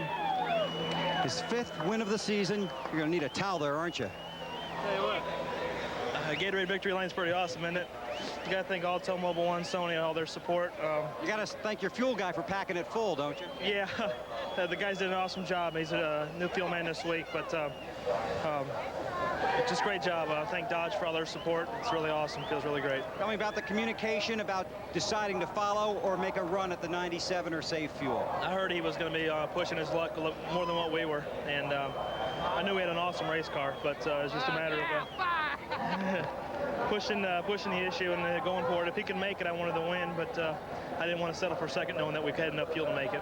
And I'm told this is Roger Penske's 50th NASCAR Winston Cup victory. Yeah, it's awesome. It's an honor for me to be in this position to get that for him. A lot of work by Rusty Wallace, Bobby Allison, Mark Donahue, and among others. So just really feel great to be in this position. Congratulations. Thank you. Ryan Newman is in victory lane again. Marty. Kevin Harvick is not in victory lane. Do you feel like you had the best car today, Kevin, and the best car didn't win? Well, I don't know about that. Our car was probably the best car at the end, but Ryan got away from us there at the beginning of the running, actually passed us, so he earned it, and just really proud of this GM Goodwrench Chevrolet coming on strong in the points and running up front and leading laps, and that's what we got to do to stay in contention for these points. 3 straight top 5s for this race team on a strong move. Alan? Check out how they finished today here at Michigan.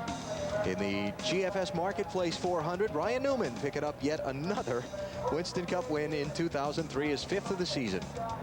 See, Steve Park, great to see a good run for him in 5th spot.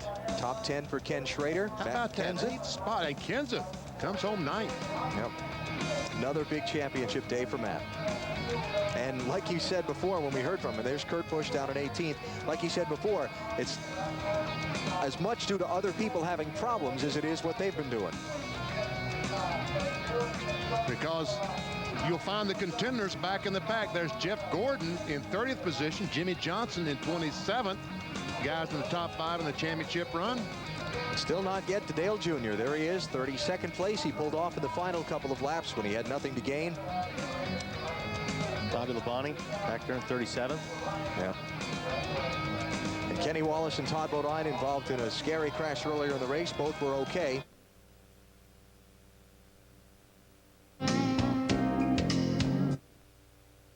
Kenseth the junior coming in. It's 3:29 now. Jeff Gordon, 461 points back. And Jimmy Johnson, by having to stop for fuel, goes from 4th all the way back to 6th. And the one time today was in front of Jeff Gordon in 3rd. Well, it's on for Michigan next weekend to Bristol. Can't wait. Thunder Valley.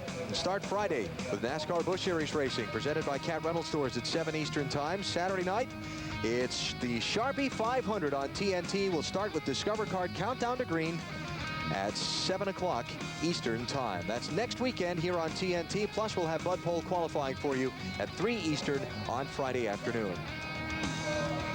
Our championship leaders with Matt Yoakum. And he talked about it in the countdown to green, from the back to the front, Matt, another top 10 finish. Yeah, it was great getting that finish. We just we ran so bad today. We had a 15th or 20th place car and got lucky and finished 9th with it. So really disappointed. Last couple weeks we haven't ran as good, but my dual guys did a good job of keeping me in there, and we were slow and steady today, which isn't really what we're after. But we just missed it. We thought we were really getting happy hour, and all day I just couldn't get the front end to work like it needed to, and because of that we had to crutch it with the back end, and we just couldn't get either end gripped into the racetrack and just struggled with it all day. But that's what he needs to do to win that championship, 9th for Matt Kenseth. Another strong day for Matt Kenseth, and he takes the championship lead on to Bristol. Those guys have been phenomenal. Matt, Robbie Riser, the entire crew. Next on TNT, on the East Coast, Conspiracy Theory and the movie Pay It Forward on the West Coast. 150,000 here at Michigan International Speedway today. We talked about fuel mileage. Would it decide the race? You know what? It did. Ryan Newman's held out. Kurt Busch's did not. And Ryan Newman is in victory lane, celebrating his 5th win of 2003. See you next weekend from Bristol. You've been watching NASCAR on TNT.